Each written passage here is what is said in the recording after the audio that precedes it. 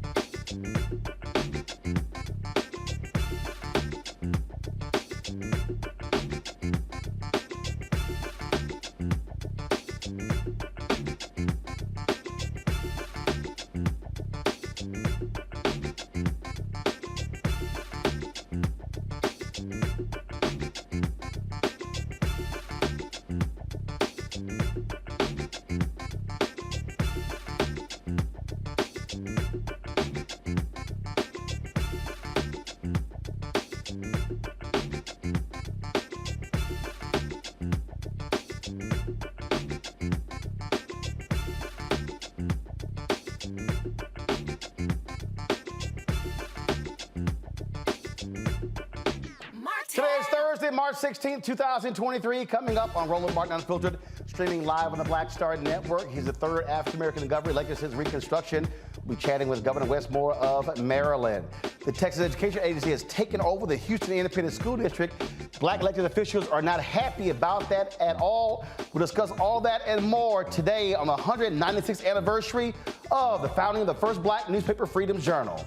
It is time to bring the funk on Roland Martin Unfiltered. Let's go. He's got it. Whatever the biz, he's on it. Whatever it is, he's got the scoop, the fact, the find. And when it breaks, he's right on time and it's rolling. Best believe he's knowing. Putting it down from sports to news to politics. With entertainment just for kicks, he's rolling. It's on go, roll, roll, y'all. It's Roland Martin, rolling with Roland now. He's funky, he's fresh, he's real, the best, you know he's Roland Martin now. Come straight to me.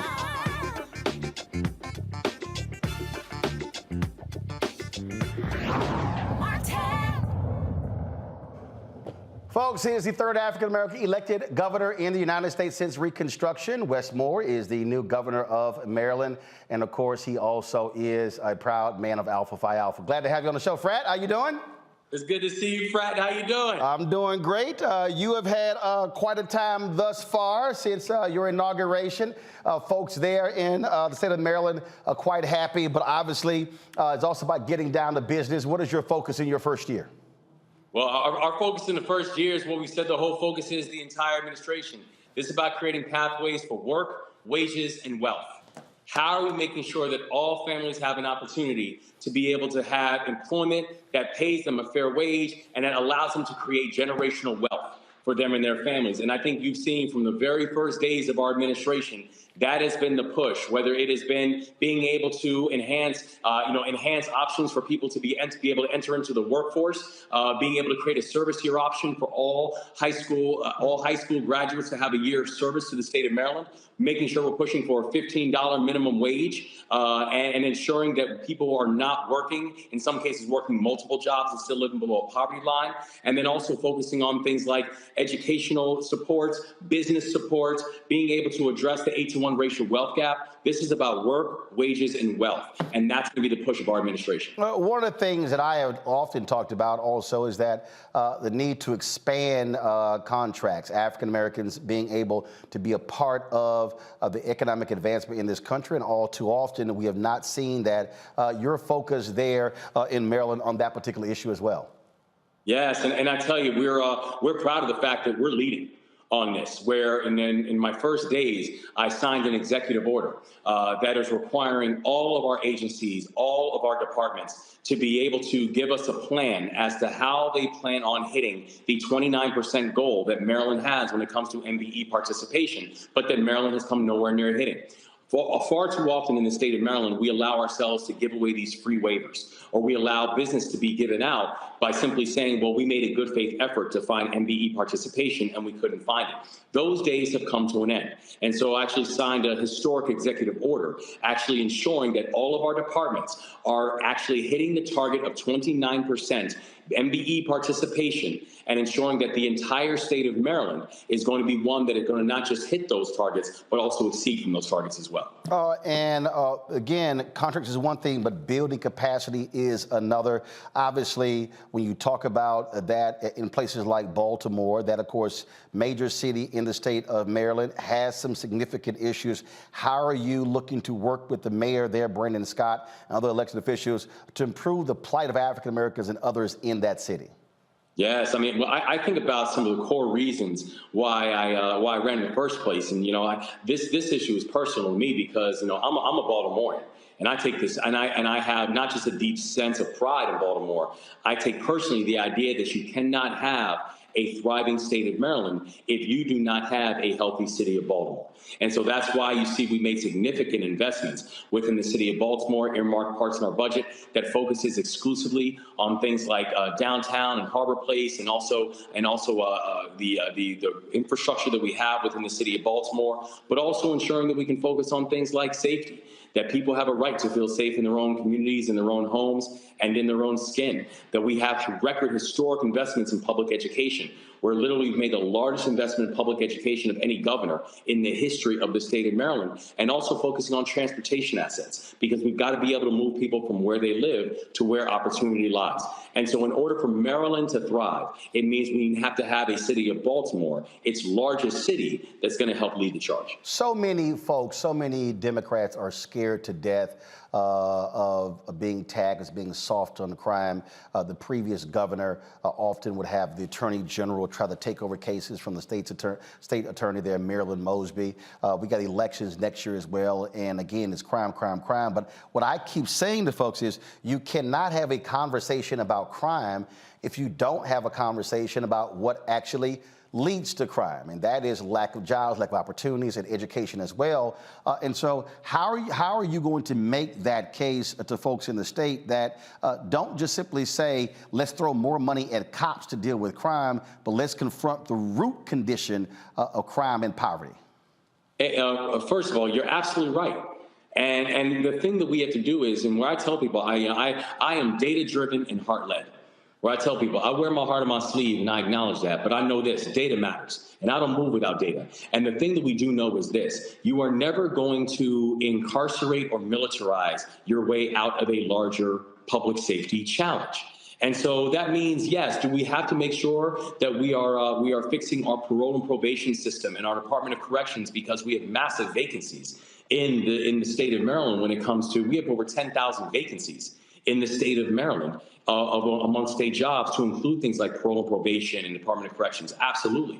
But the reality, though, is this: if you are not investing in an education system, if you are not creating pipelines for young people to be able to have second chances, if you still have situations where people cannot drink from the water fountains because of lead poisoning, or people do not have transportation assets that can get them from where they live to where opportunity lies, then you will consistently find yourself just cleaning up the debris that comes from broken systems. We can't do this. And being able to make sure that we have a police force that moves with appropriate intensity and absolute integrity and full accountability is important. But this is not about the police exclusively. You've got to deal with the root causes of why we continue watching people feeling less safe in their own neighborhoods and in their own communities. And are you also making that case to other Democrats across the country who are running for re-election next year, including the president?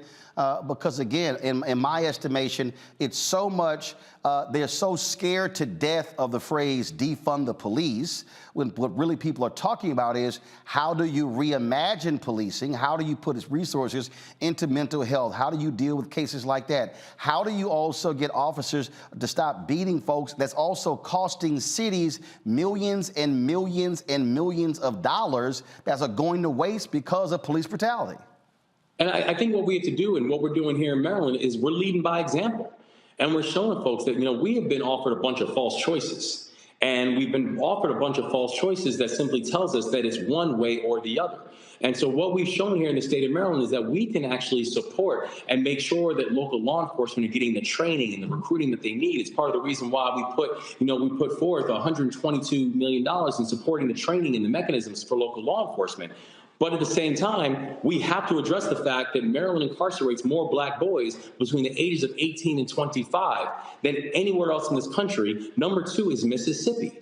But it's not a choice. We have to be able to do both. And that's the thing that we want to be able to push in on and how we're going to lead by example here in the state of Maryland, that yes, we want to make sure that we're supporting local communities and ensuring that law enforcement we're recruiting proper and well-trained and ethical and transparent law enforcement, and at the same time knowing that our solution is never going to be just lock up more children. That's not going to be the answer. Education. We got a couple of minutes left. I know you have to go. We do want to deal with education. The governor, after repeated pressure and the legislature overruling him, Governor Hogan was overruled, signed the historic settlement for HBCUs, money that they were owed, but you also still have to deal with future investment. So let's talk about your education priorities from HBCUs, but then also, of course, K through 12, because really the colleges are at the end of the line. What happens K through 12 is really critically important when it comes to your future workforce. That's exactly right. And you're right. I mean, we're coming from a situation here in the state of Maryland where HBCUs had to sue the state in order to get money that was owed to them. And so if you look at our budget, in our first proposed budget, we invested, and I made a historic investment of $421 million going towards Maryland's HBCUs, a historic number. But in addition to that, you're absolutely right. We made a historic investment in our K-12 public education system, because for everything that we're looking to accomplish, it's going to be because education is going to help to lead the way. And when you think about the type of assets that we have here in the state of Maryland, the fact that we have 4 of the top HBCUs in America here in the state of Maryland, every single pipeline that we're looking to fill, from nursing to education to cyber technology to life sciences, the genius of our state is being produced in our HBCUs and our K-12 system every single day. But if we're not investing in that, that genius will never show itself. And so that's why you've seen we have made it unparalleled investments in ensuring that our students and our children are on the proper pathway to work, wages, and wealth. Indeed. Well, Governor Moore, glad to have you on the show. Look forward to having you back. And good luck with a very tough job. It's not easy being in the top spot, but I think you were trained appropriately for it. Yes, sir. You know I was. You know I was. God bless you. I appreciate it, Frat. Take care. Take care. All right, folks, got to go to a break. We'll be back right here, Roland Martin Unfiltered on the Black Star Network. Coming up on the next Black Table, a conversation with Professor Howard W. French on his new book, Born in Blackness, covering 600 years of global African history and helping us understand how the world we know today is a gift from Black people. There could have been no West without Africa and Africa. That's on the next Black Table with me, Greg Carr, only on the Black Star Network. Hatred on the streets, a horrific scene, a white nationalist rally that descended into deadly violence. White people are losing their damn minds. As an angry pro-Trump mob storms the U.S. Capitol, we've seen shooting. We're about to see the rise of what I call white minority resistance.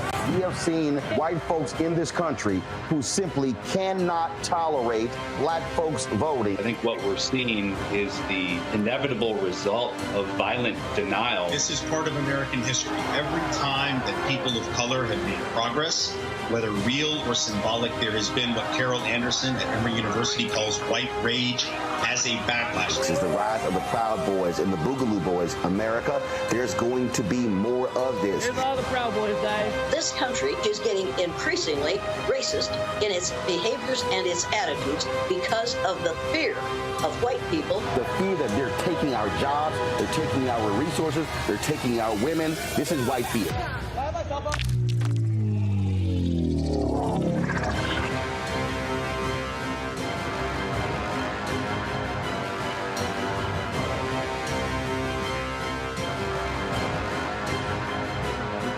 I'm Bill Duke. This is Diala Riddle, and you're watching Roland Martin, Unfiltered. Stay woke.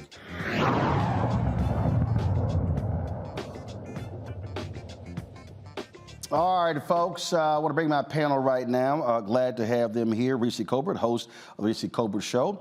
Crystal Knight, she's a Democratic strategist and will be joined by Greg Carr, Department of African American Studies at Howard University. Reese, I'll start with you. The job, again, the top job of governor, huge responsibility. Governor Wes Moore is now, folks are calling him, the next star. And I always say this all the time. And it's not just about him, it's about anybody. I say, let them do their job first before folks start trying to anoint them for the next job. Okay? Mm-hmm. There were people, he hadn't even been inaugurated yet, and folks were saying, he should run for president in 2024. I was like, y'all, will y'all breathe? You kind of got to get inaugurated first. And that's all, and that's the advice that I would give any African-American who's elected to a new job. Don't fall for the media hype of you're the next star. Focus on the job and then build from there. That is true, but I will say that Governor Wes Moore is a superstar. I think that he is incredibly dynamic, incredibly charismatic, but most importantly, he has his head in the right place when it comes to policy.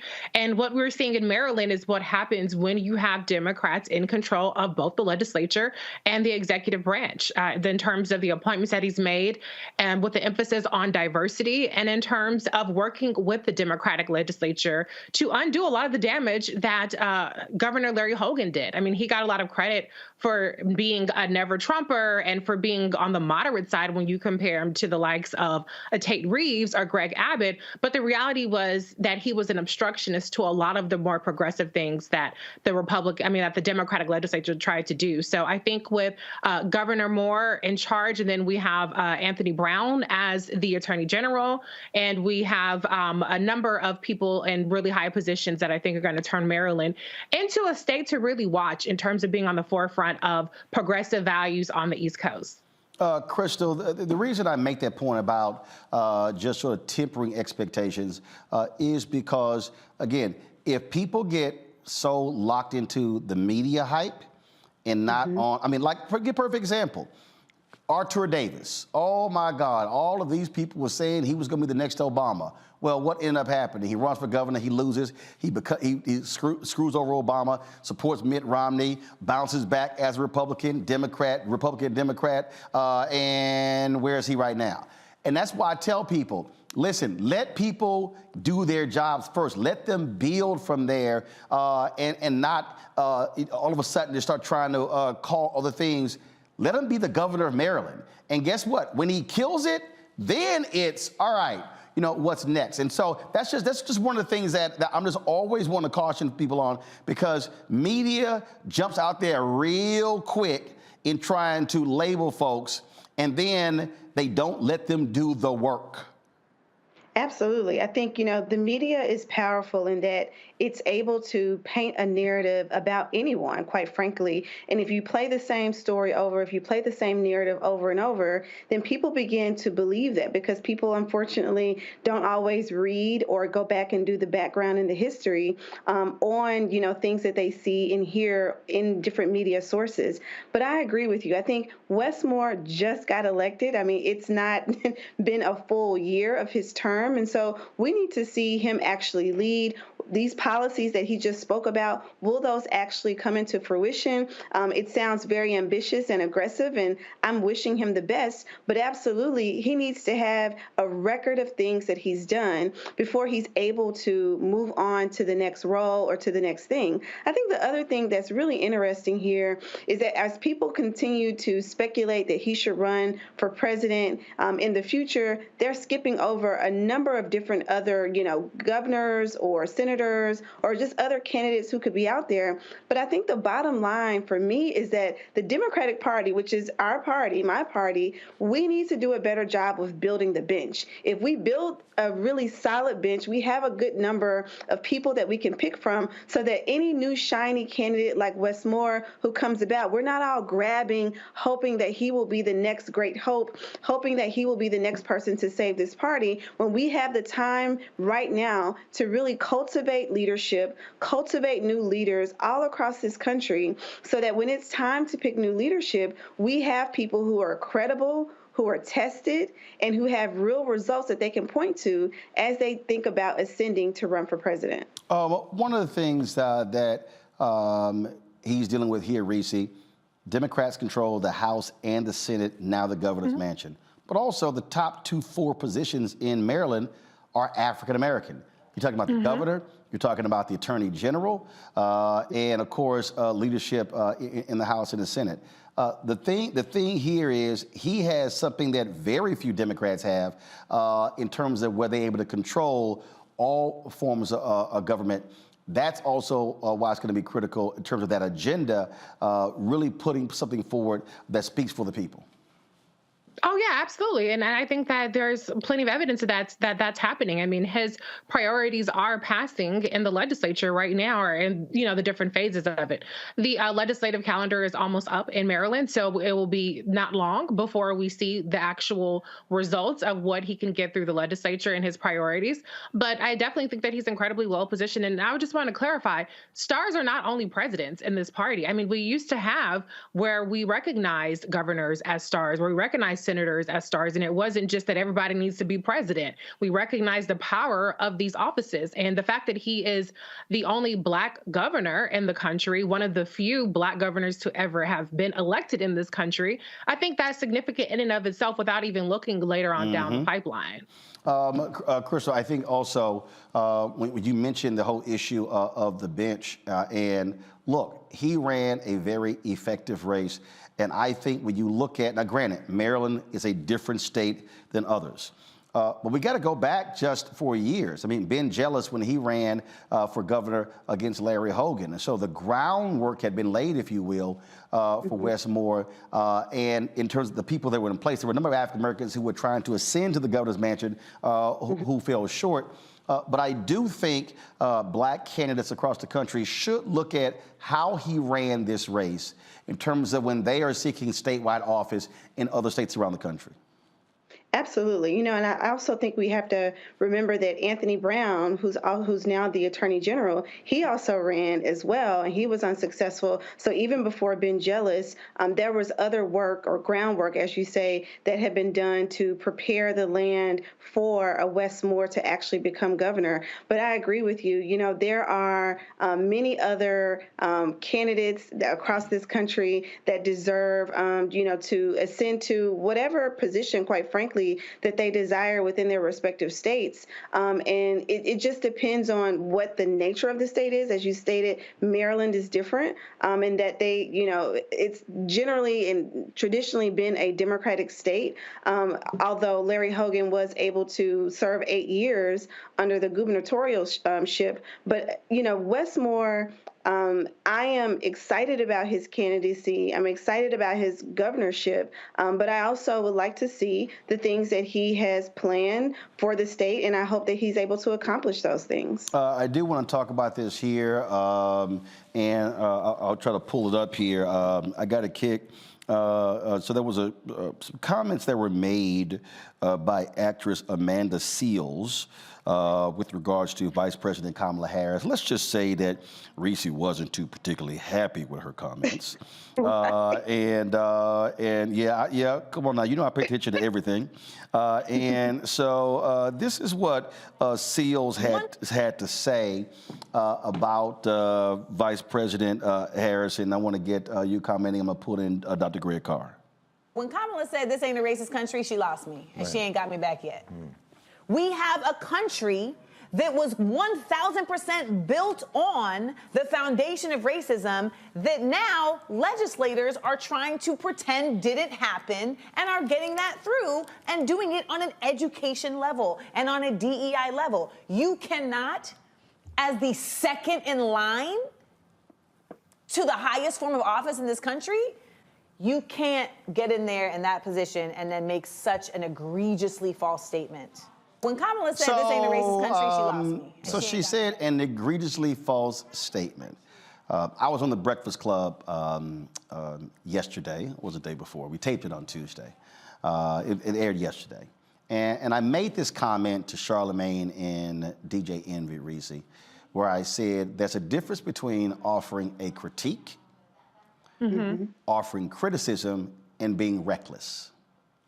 And what I meant by reckless is when you don't tell the whole story, when you tell partial story. Well, you put a video out and you were critical of Amanda's comments by saying she didn't tell the whole story. Oh, I thought you were going to play the video. Okay, No, I don't need to play it. You're right here.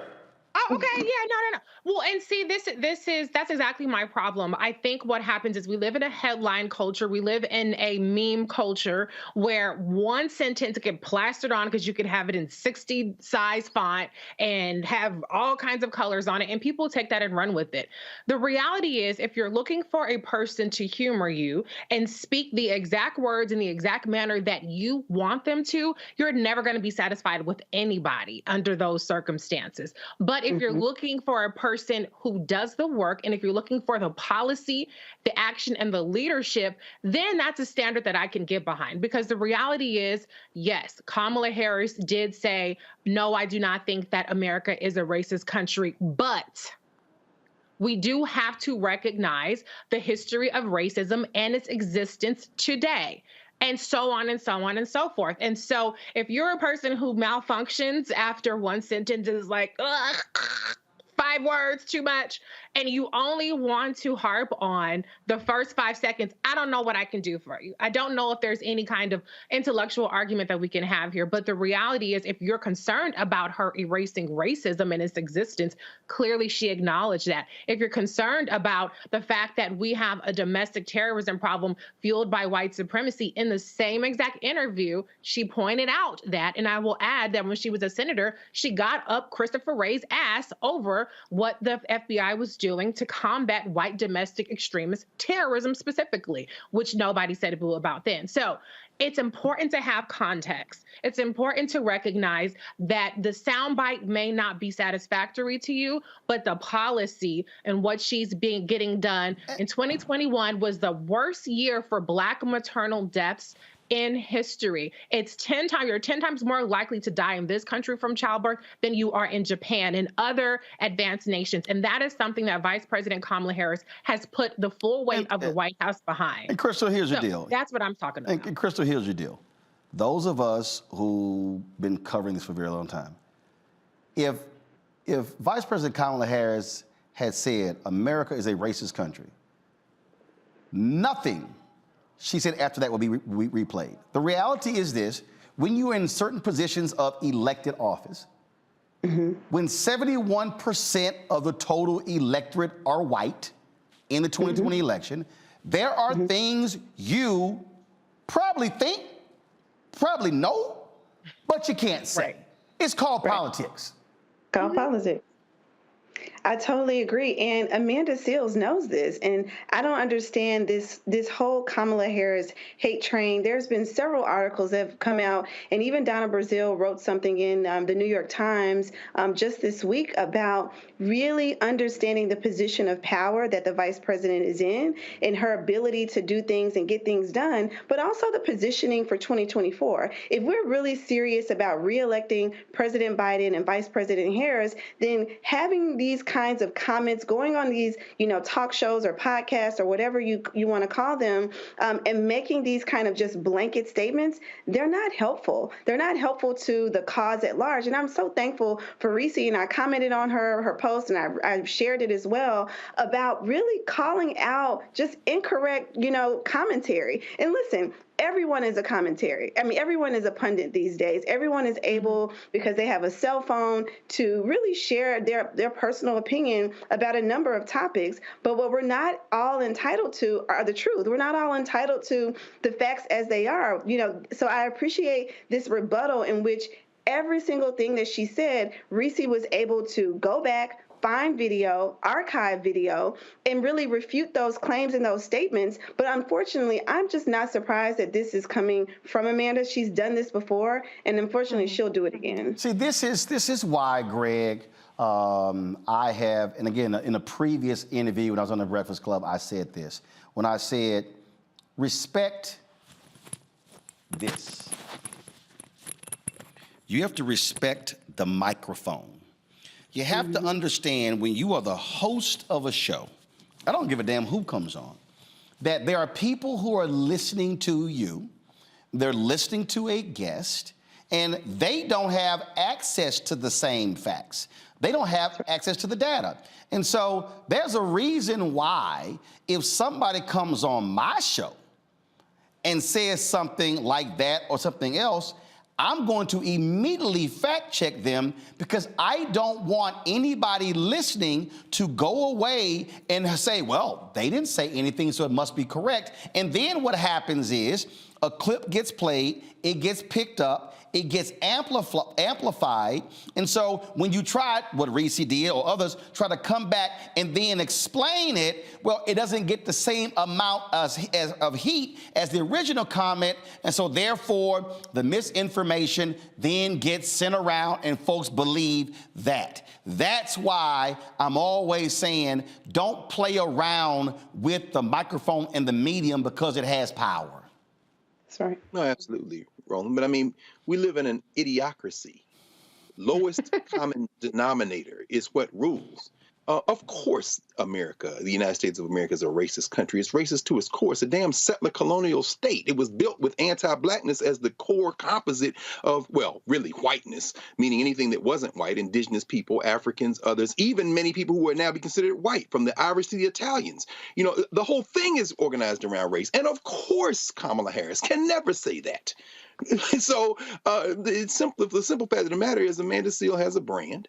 That brand is competing with a brand like Brother Leonard McKelvey, who named himself after someone who actually was over the Holy Roman Empire. Although if you put a gun to the head of every one of his listeners, they would all have their brains blown out if you asked them to explain the provenance of the phrase Charlemagne the God. But at any rate, when you go in a space like that, Roland, you have to balance. And you, again, conducted a class. And Reese, thank you again for walking through the facts. I agree with what Crystal said, laying out the facts. But when you go in a space like that, you know that the listeners could give a damn about facts. They're there for branding, they're there for entertainment, they're there for the gloss. And as Crystal said, you can't win a federal election for president or vice president. The closest you could get to call America a racist country or say we have a spiritual malaise is a Jimmy Carter, perhaps. You see how they then reelected Donald Trump the first, also known as Ronald Reagan, because he was trying to talk even a little bit of truth, and he was a white man. The closest you could get to call America a racist country is probably Lyndon Baines Johnson, and them days is gone. So at the end of the day, you go into a space with a guy who calls himself Charlemagne the God, and you're trying to teach your audience, you did what you always do. Instead of just plastering the facts and coming with the data, since that doesn't matter in an idiocracy, you gave them 3 simple words to sort into categories, the last of which was very basic, and say that you can't go out there talking reckless. At that point, the people who are there for the entertainment can grasp it. And that's all you can do in a space like that. Because hell, Charlemagne be the damn president before long because this ain't about facts. This is about visibility and branding. Folks, again, so the Amanda Seales interview, that was with Jason Lee, that was on Revolt. If you missed my Breakfast Club breakdown, just simply go to their YouTube channel. You can actually see it. Again, it was on yesterday. And look, it was all about breaking these things down and walking people through, again, politics, stuff along those lines. But I'm going to say it again. You can offer a critique, you can have criticism, but you can't be reckless with comments because you have to understand that somebody's listening. Got to go to break. We come back. We're going to talk about the takeover of the Houston Independent School District by the state of Texas. Black elected officials are not happy at all. You're watching Roland Martin Unfiltered on the Black Star Network. A lot of these corporations or people that are running stuff push black people if they're doing a certain thing. What that does is it creates a butterfly effect of any young kid who, wants to leave any situation they're in, and the only people they see are people that are doing this. So I gotta be a gangster, I gotta shoot, I gotta sell, I gotta do this in order to do it. And it just becomes a cycle. But when someone comes around and is making we don't, they don't want to push it or put money into it. So that's definitely something I'm trying to fix too, is just show there's other avenues. You don't gotta be a rapper, you don't gotta be a ball player. You can be a country singer, you can be an opera singer, you can be a damn whatever, showing the different avenues. And that is possible, and it's hard for people to realize it's possible until someone does it.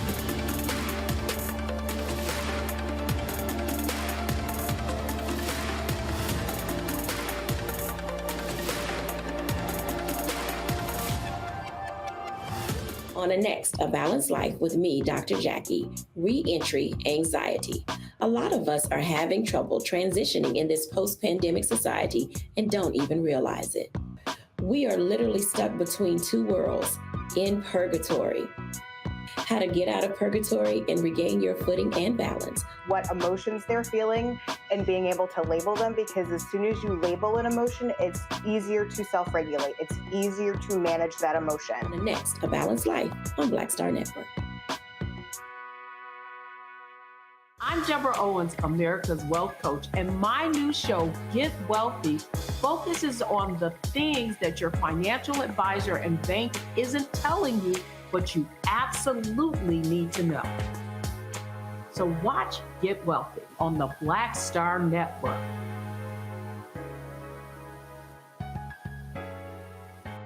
I'm Chrisette Michelle. Hi, I'm Chaley Rose, and you're watching Roland Martin Unfiltered.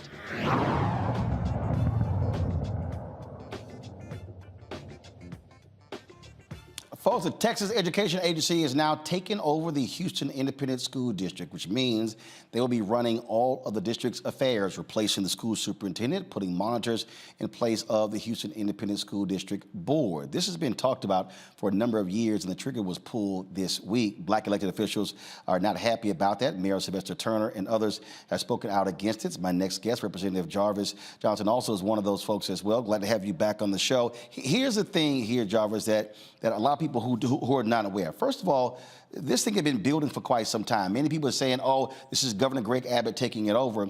But a lot of this also went far back as when you had this schism on the board between Latino board members and black board members. When Grenita Latham was a superintendent, frankly, she should have been named superintendent, but the Hispanic board members did not want her in the job. They tried to hire a previous Hispanic superintendent. They had illegal board meetings, and that level of dysfunction really is what invited the TEA into this deal. So for a lot of those same board members lost. So this thing has been very convoluted and has been building over a number of years.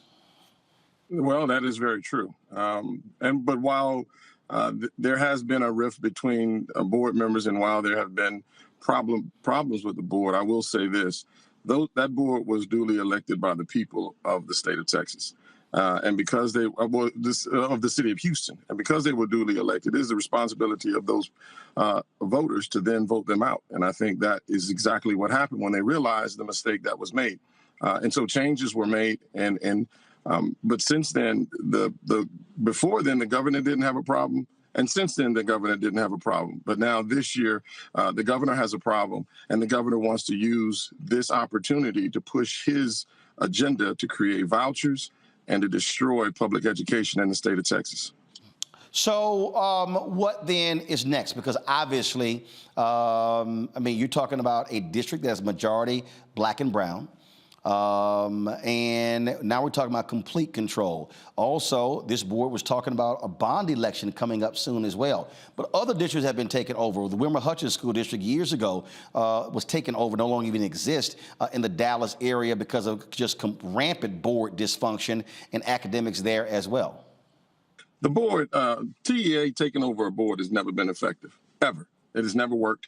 And currently right now, HISD has a B+ rating, has no financial problems, has no fraud involved. The school that actually triggered this takeover was Phyllis Wheatley High School. Since that time, a bill was actually put in place back in 2021 that gave a 1-year time period by which Wheatley can come out of IR, which is an unacceptable rating. And if they did, then that would stop the takeover. Well, Wheatley did that. They came out, they have a C+ rating. And have done everything that they're supposed to do. TEA is proposing to take over HISD at the end of the year, which means there's a whole nother year of grading that will come out. And we obviously anticipate the schools doing well again. So the question has to be, what are you taking over and for what purpose? Because if you're saying that you're here for the protection of the students of HISD, well, the school is doing well. It's a B+ rated school, and when the school district, and when you look at HISD versus all of the other larger school districts, HISD does better than all of the other major larger districts in the state. So the question has to be, what are you trying to do? And the answer is only simple. This is used as a scapegoat, and this is used as a test dummy for vouchers. This is used to make sure that they continue to attack Harris County, continue to attack the city of Houston, which are all democratically led city and ISD as well as county. So this is nothing more than a simple usurp of government, usurp of law by simply saying we're going to do what we want to do. And yesterday, and I will quote Mike Morath, who happens to be your frat brother, I digress, but I will say this. He said the law is different when it comes to Houston. And I asked for an explanation, but there was no explanation given. That's the problem with the state of Texas. They usurp the law. They're creating different laws for different people. And we see this over and over again. And this is going to put the state of Texas in peril. I think this is obviously going to put HISD in peril. And this is going to certainly hurt all of our students and our business community, because who wants to relocate to a city that does not have effectiveness? And let me just say this last thing about HISD. Superintendent House, that has gotten here a little over a year ago, was nominated as Superintendent of the Year, not in Texas, but the entire United States, because of the turnaround that he has put in place for HISD, taking 50 schools from a D rating to a C or above rating. And of those schools, we only have 7 schools that are in unacceptable rating at this time. That's a tremendous turnaround. And so they're on the right track. But the state of Texas wants to come in, TEA wants to come in and totally tear it down. And then they're going to point the finger and say, see, I told you Democrats don't know what they're doing. And now they're coming back to us and saying, well, who do you want to nominate to be on for board of managers? And again, these board of managers don't have to have any experience, don't have to have any knowledge, don't have to be involved or engaged, just simply be donors or political operatives for the Republican Party. So in terms of, okay, so they're going to then take it over. Then what is now then going to be the response of Black elected folks there in Houston? What is going to be the response of parents? How are people going to be engaged? Because again, if they're doing it, then there has to be a counter response to it. The counter response that I have said to all of my constituents, that I have said to the Texas Legislative Black Caucus, that we have to ask we have to have meetings with our parents, with our students, with our business community to all stand tall. Because at the end of the day, without a plan, because there is no plan, there's been no mention of what will be done in the event that this takeover happens. There is not one plan that says this is what we're going to do. And so I'm asking and I'm demanding parents ask the question. And if that is the case, then they must stand tall and stand strong and stand on the line and said, I can't go to school unless, and I think this has to be across the board. I can't go to school unless I know what's happening. Teachers are worried. We're already in a position where we're losing teachers at an unusual rate. Teachers are so uncertain. The administration is uncertain. The police department is uncertain. And so we have to demand, and I think the only way we have to demand is that we stand on the line and say there won't be any school. There won't be much learning going on unless they give a true plan for what is going to be done with this school. The school is already on, the district is already on the right trajectory. And so there shouldn't be any interruption in that. But unfortunately, there is. I've talked with Retha Thomas with HESP, which is the custodial workers, bus drivers, and so forth and so on. They're ready to stand up. We're talking with the teachers. Teachers really want to stand up, but unfortunately, the state of Texas law prohibits them from boycotting or standing up the way they want to. But that doesn't stop them from wanting to do what I think is necessary to protect their jobs. And I've met with a lot of parents, and they're also saying the same thing, that it is time that they do something about this, because they can't just sit by and watch as their children are doing better and watch the school district fall apart. So I think you're going to see a mass exodus versus people wanting to stand and for the uncertainty of what's going to happen to HISD. All right, but I think that's by design. That's also by design, that they want this mass exodus, because right now the governor is talking nothing but about vouchers. He's talking nothing about, we want to make sure that children have an opportunity of going to schools, good schools. Well, the voucher is only $6,000, potentially $7,000. So there's no private schools in Houston that's $7,000. So where's the parent going to find the additional $10,000 to $20,000 to meet that gap? They won't find it unless they're already affluent enough to go to private schools. Right. So this is nothing more than a money grab for the affluent. All right. Representative Johnson, I appreciate it. Thanks a lot. Thank you, brother. This point right here, Crystal, is what I've been sounding the alarm on this show, not just with this, but also Moms for Liberty, winning school board seats all across the South, taking over those school boards, firing superintendents. When we are asleep at the wheel in school board races, we don't understand the power of who controls curriculum, who's controlling hiring, who's controlling these bond elections. People love spending so much time on the presidential or U.S. Senate race, but that school board is just as important. Absolutely. I mean, if this hasn't shown us anything, it shows that every single election matters, local elections matter, and it also matters who's in our schools, who's teaching our kids, who are the principals, who are the superintendents. And the thing that really struck me about what he just said was that the new superintendent has turned around the school district. And the way that, Greg Abbott has rewarded, his efforts is by really coming in and having this overreach by the state government. And that's something that is really hard it was hard to listen to the interview, although it was very informative, because really when you have a superintendent who's able to come in, turn around failing schools, bring them and uplift them, then all of a sudden it becomes an issue and there's this need for overreach. And when he talked about the $7,000 school voucher, I agree with him. That's not enough to send a child to any private school and get a quote unquote better education. But again, this is something that, the underlining premise is, Greg Abbott and the state want control over this district, which is majority minority. 77% of the students there are Latino or identify as Latino, 22% are African American, 4% Asian, 11% white. And so why are they focusing on this one school district across the entire state, which happens to be the largest, is because they want to control what students and what teachers are able to teach and what students are being taught in the schools. Hold on one second. I got to go to a break. We come back. We'll get Reese and Greg's comments on this. You're watching Roland Martin Unfiltered right here on the Black Star Network. Hatred on the streets, a horrific scene, a white nationalist rally that descended into deadly violence. White people are losing their damn minds. As an angry pro-Trump mob storms the U.S. Capitol, we've seen We're about to see the rise of what I call white minority resistance.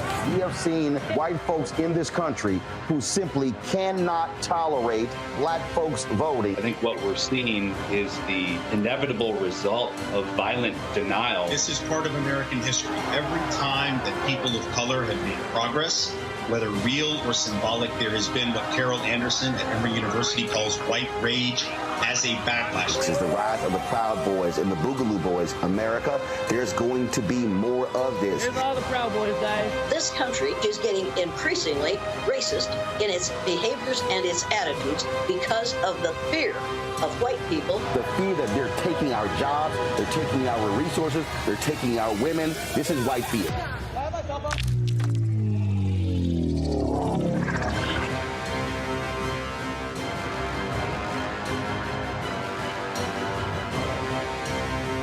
Coming up on the next Black Table, a conversation with Professor Howard W. French on his new book, Born in Blackness, covering 600 years of global African history and helping us understand how the world we know today is a gift from Black people. There could have been no West without Africa and Africa. That's on the next Black Table with me, Greg Carr, only on the Black Star Network. Hi, I'm BB Winans. Hey, I'm Donnie Simpson. What's up? I'm Lance Gross, and you're watching Roland Martin Unfiltered.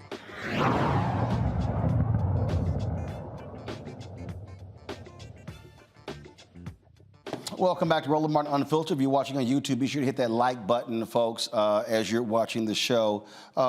Greg, Education, education, education. For anybody who doesn't have any understanding, black folks historically have understood this. That's one of the reasons why those free people of African descent, when they got in the South Carolina legislature, they put it in the Constitution for there to be publicly financed education.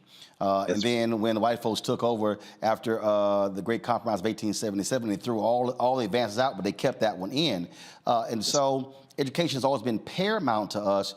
And the reason I keep making this point about voting and what we do, this is the result of what happens. The last election, when Beto O'Rourke was running against Greg Abbott, 75% of young voters in Texas did not vote in the election.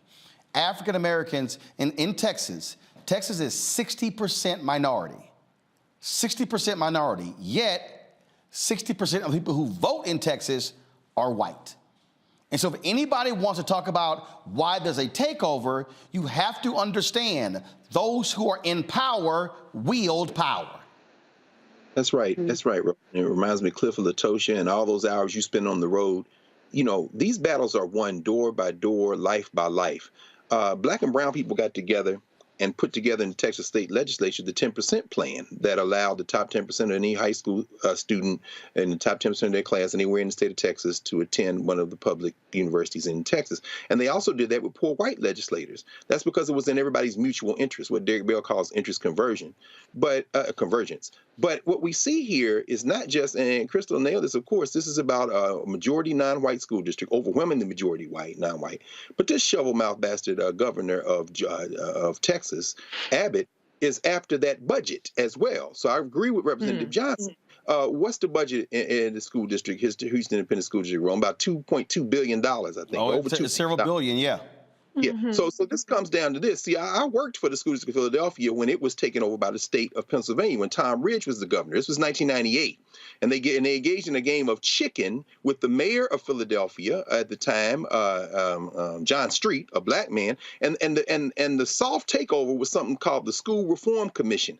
They were able then to get their hands on the budget of the School District of Philadelphia, at that time the 5th largest school district in the country.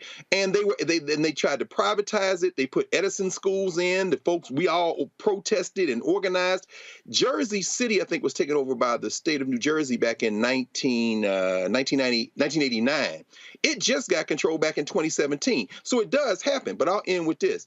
It's really disaster capitalism. Paul Vallis, who's running for mayor of Chicago, he went down to New Orleans in 2007 because after Katrina, they turned the whole city of New Orleans school district into a charter school district. And that's when you can get at who buys the toilet paper, who puts the light bulbs in, who's got the budgets.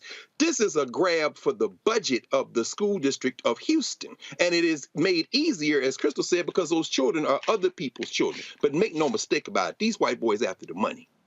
Crystal? I'm sorry, Reese. I'm sorry, Reese.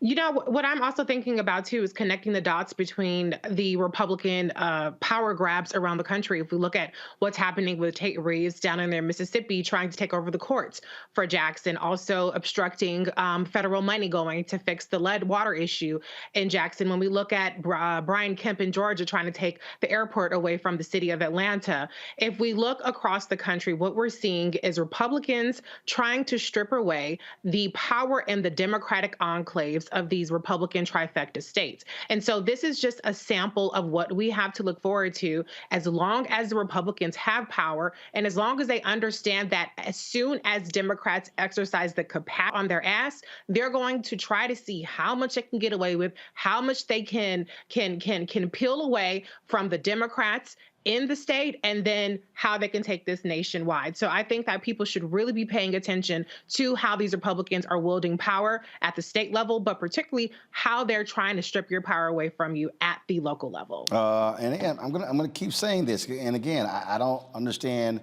why people are not getting it. When we are not maximizing our voting numbers, we are putting our fate in somebody else's hands.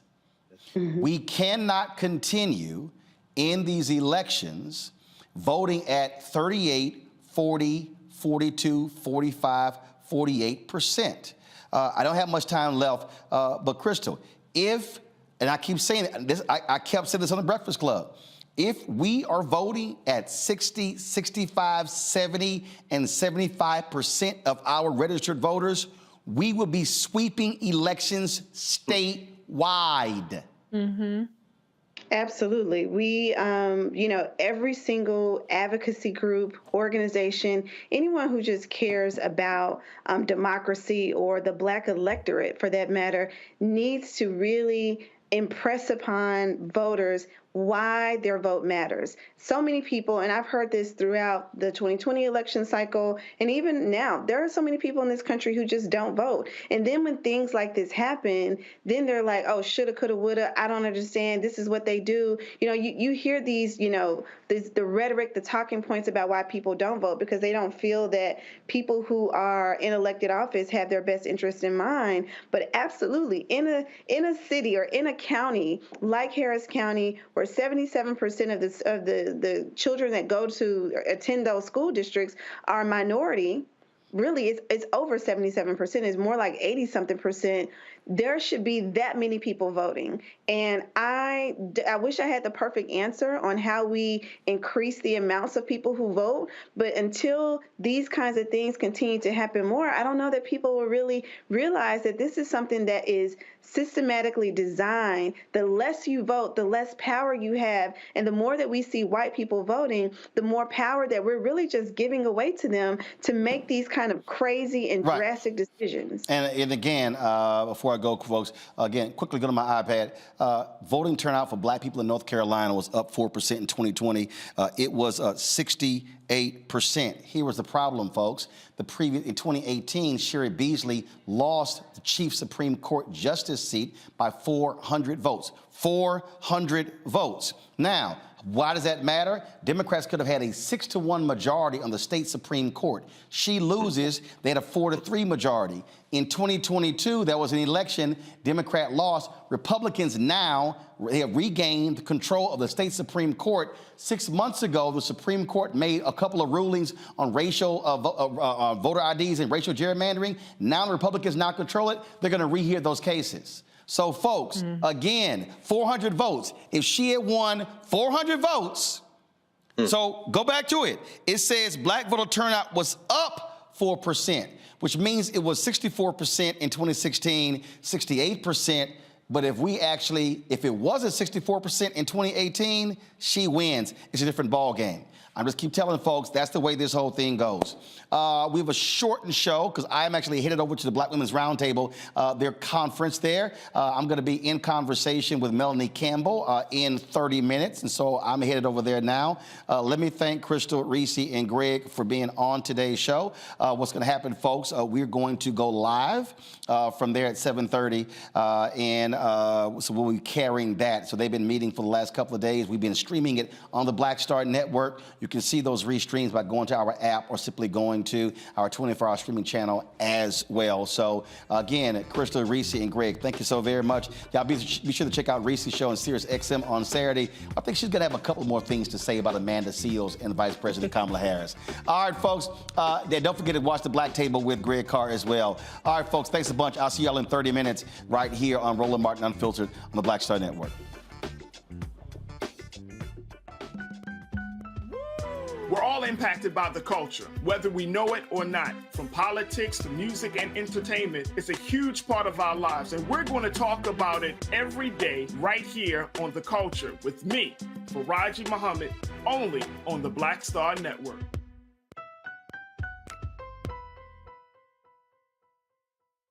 A lot of these corporations or people that are running stuff push Black people if they're doing a certain thing. What that does is it creates a butterfly effect of any young kid who, wants to leave any situation they're in, and the only people they see are people that are doing this. So I gotta be a gangster, I gotta shoot, I gotta sell, I gotta do this in order to do it. And it just becomes a cycle. But when someone comes around and is making we don't, they don't want to push it or put money into it. So that's definitely something I'm trying to fix too, is just show there's other avenues. You don't gotta be a rapper, you don't gotta be a ball player, you can be a country singer, you can be an opera singer, you can be a damn whatever, showing the different avenues. And that is possible, and it's hard for people to realize it's possible until someone does it.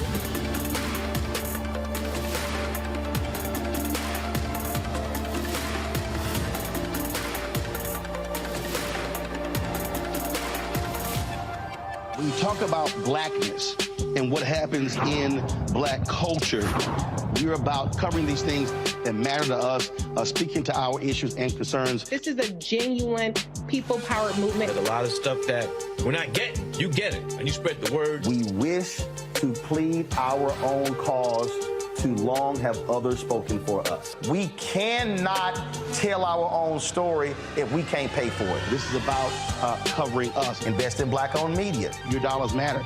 We don't have to keep asking them to cover our stuff. So please support us in what we do, folks. We want to hit 2,000 people, $50 this month, raise $100,000. We're behind 100,000, so we want to hit that. Y'all money makes this possible. Checks and money orders go to P.O. Box 57196, Washington, D.C. 20037-0196. The Cash App is $RM Unfiltered. PayPal is R Martin Unfiltered. Venmo is RM Unfiltered. Zelle is Roland at RolandSMartin.com. Hey, I'm Donnie Simpson. What's up? I'm Lance Gross, and you're watching Roland Martin Unfiltered.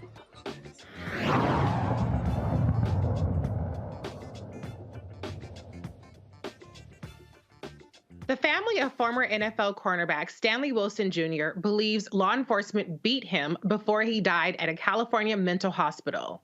Wilson, a former Detroit Lion, died on February 1st after officials initially reported that he collapsed and fell from a chair. The family filed 3 wrongful death claims against Los Angeles County, one on behalf of each of his parents, Stanley Wilson Sr. and Dr. Pulaine Lucas, and another on behalf of his estate, asking for $45 million in damages.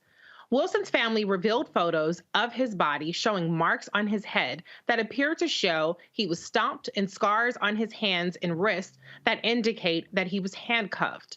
Wilson was admitted to the Twin Towers Correctional Facility in August after he was declared incompetent to stand trial on vandalism charges. Wilson's family believed he may have suffered from CTE. Autopsy results have not been released. I'm going to go back to the panel on this. Dr. Carr is still with us, as well as Crystal Knight. You know what is so crazy about this story is that this kind of stemmed from vandalism charges. And so we had a person who was suffering for some kind of mental health issues in a facility that's not just a regular mental health hospital, but actually like an incarceral mental health facility. And this is the fallout. Dr. Carr, what do you have to say about how this has escalated from the point of vandalism charges to his ultimate death? Well, we know, sisters, that, being black in this country we're born at risk. And this is just another example of violence. And one of the reasons I was a little late today, my students helped me over up at Howard. My friend Jelani Cobb just published an article in the New Yorker on the 50-year anniversary of hip hop. And he talks about the fact that while everybody loves hip hop, black people are out in the streets dying. And he says the simple fact of the matter is that all of our culture speaks to this desire to live just a little bit longer because we all gonna die. This brother was a professional athlete trying to make a way for his family, trying to, make a better life for himself, and had a career-ending injury and ends up a victim of state violence. Now, whether it's high blood pressure, diabetes, or any number of things that take our lives, infant mortality, any things that take our lives, or in this case, abuse by the state after abuse by the sport you're playing just to get ahead. This is another example of the risks of being black in America and trying to extend your life a little bit longer. And this is sometimes what happens, too often what happens. Yeah, I couldn't agree more. I mean, if you think about it, the mental health facility is where you're supposed to heal, not where you're supposed to actually die. So the circumstances surrounding this, being in handcuffs, being stomped, which is brutality, it's just inexcusable. Crystal, what's your take on this one?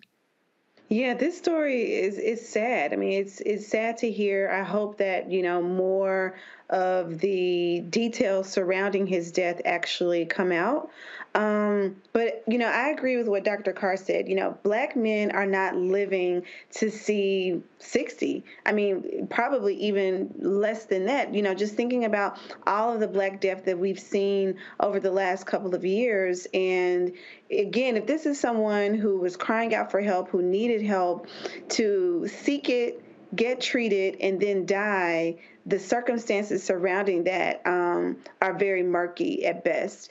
And I want answers for it. I think his family deserves to understand exactly what happened. And ultimately, I want people in our hospitals, care facilities, police officers to see Black bodies as worthy, because when they do, they won't take, actions that ultimately will lead to our demise. And that's what I'm guessing that's what happened, is that people, don't see Black bodies as valuable in this country. And so when something happens that's negative or something that is life-altering happens, instead of helping, people just continue to exacerbate the problem to the point of death. Mm-hmm. You're so right. And we've seen cases, we've covered it on the show, where, for instance, with Tyree Nichols, where he was not administered the proper medical care. We've seen it with other cases where the paramedics show up and they don't do what they're supposed to do. What's very interesting, though, is when we talk about police brutality, when we talk about the criminal justice system, often the mental health hospitals, mental health professionals are put up as an alternative to policing itself, as though that would make us safer. And here's a case where we see that even if you inject any kind of carceral aspect to it, it seems to have the same result. What do you think, Dr. Carr? No, I agree. Absolutely. The fact that this was a junior, meaning his parents, his father has to, it's just the way that, Crystal, I think the way you laid it out, again, is there. We are not human. And, the fact that you sustain the type of injury that could shorten your life anyway, and then you call out for help. And as you said, Reese, this is supposed to provide, mental health facilities are supposed to provide help, and they do, for human beings. But if you're not a human, then you won't receive anything other than brutality there. So, again, our fundamental problem is the challenge. And this is for men, women, children, all of us as African people. Sandra Bland, after all, in a cell where they say she killed herself, why she should never have been halted in the first place. Our challenge is to navigate this funky place that we're in. It cannot be saved in its current form. It's going to have to be remade, because it has never seen us as human, and it will never see us as human. We're going to have to win that respect by first respecting ourselves enough. Maybe we need some more Black mental health facilities and some more elected officials to run management over the ones that treat our people like this. Right. Well, we have to go to a break in a second, but one thing I just want to say is what's interesting is the CTE aspect. And so an autopsy has not been performed yet. I'm interested to see when that is performed, if that played any kind of role in it. But we have to take a break. We'll be right back with more Roland Martin Unfiltered here on the Black Star Network.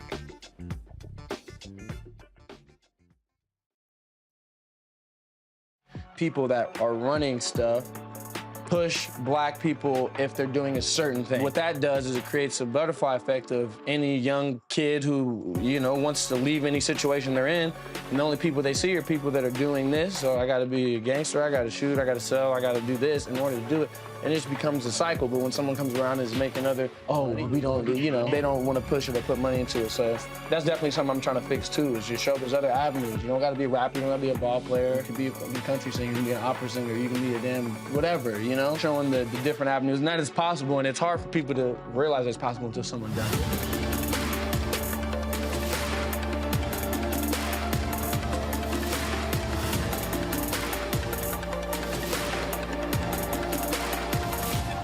When you talk about Blackness and what happens in Black culture, we're about covering these things that matter to us, speaking to our issues and concerns. This is a genuine people-powered movement. There's a lot of stuff that we're not getting. You get it, and you spread the word. We wish to plead our own cause.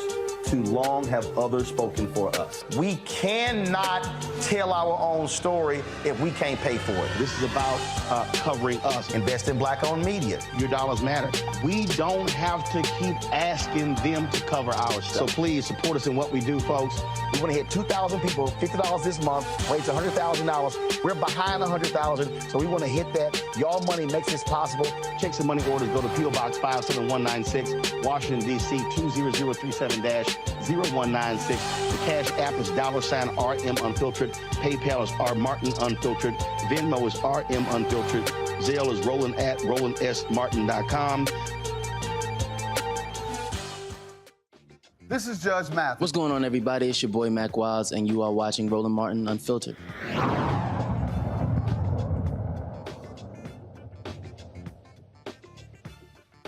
A former activist is blasting San Francisco's reparations plan as gaslighting Black Americans.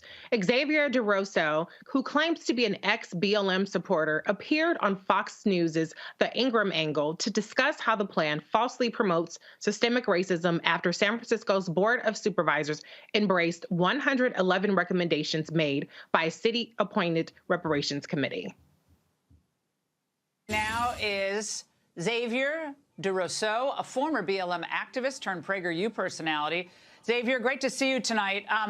You have an interesting perspective on this debate. Explain. Yes, I think it's important that, first of all, we call this exactly what it is. This is 111 ways to gaslight Black Americans into thinking that we need to be dependent on a system of handouts in order to be successful. Black Americans have been indoctrinated with these lies for far too long, and I used to fall for the lies until I took a deep dive into the videos on PragerU.com and realized how easily debunked these fraudulent narratives surrounding systemic racism actually are. The plan included lump sum payments of $5 million to every eligible Black citizen, guaranteed incomes of $97,000 per year for 250 years, elimination of personal debt and tax burdens, and homes for just $1. The San Francisco Reparations Committee will continue to deliberate recommendations. Its final report is due to the legislature on July 1st. Now, I have thoughts about this program, these recommendations. First of all, financially, I just don't even see how it's feasible at all. So I would tend to agree with the idea of gaslighting in the sense that it's probably never going to happen. But Xavier made a quite different point. Dr. Carr, what is your take on this reparations plan? Well, we can start with Dennis Prager's scam, also known as Prager University, an unaccredited place that shows videos. And so I think that anything after that, as soon as she had announced him and identified him as affiliated with Prager University, the next thing should have been, as he started talking.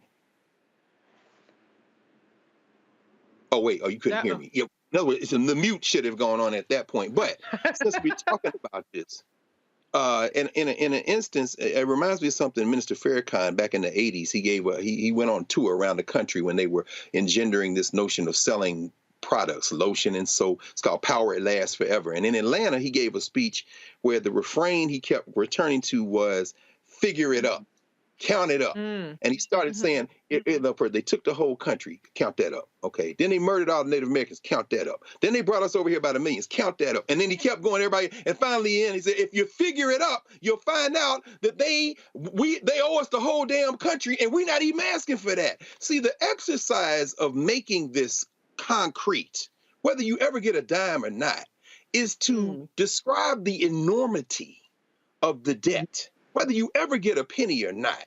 Now, what this fool is doing, Yassa, talking to this white nationalist who has no problem engendering all kind of propaganda from her perch as she tweets her and texts her buddies over there, fellow anchors, saying, I know they crazy as hell, but we can't mess with the money and the ratings. We have to understand that this is a propaganda war. This is a propaganda war. San Francisco ain't got the kind of money to cut that kind of check, but when you think of the enormity of the harm, it can in many ways remind us that not only are we owed, but we are at the foundation of this thing called the United States of America. And of course, when it comes back, they can adjust any of the 111. There are going to be things on there that they probably will pass. Well, genius, of course, and a whole sermon there, Dr. Carr. I think you make such a great point about the at least moral victory of putting such a high number on something that's really invaluable or priceless.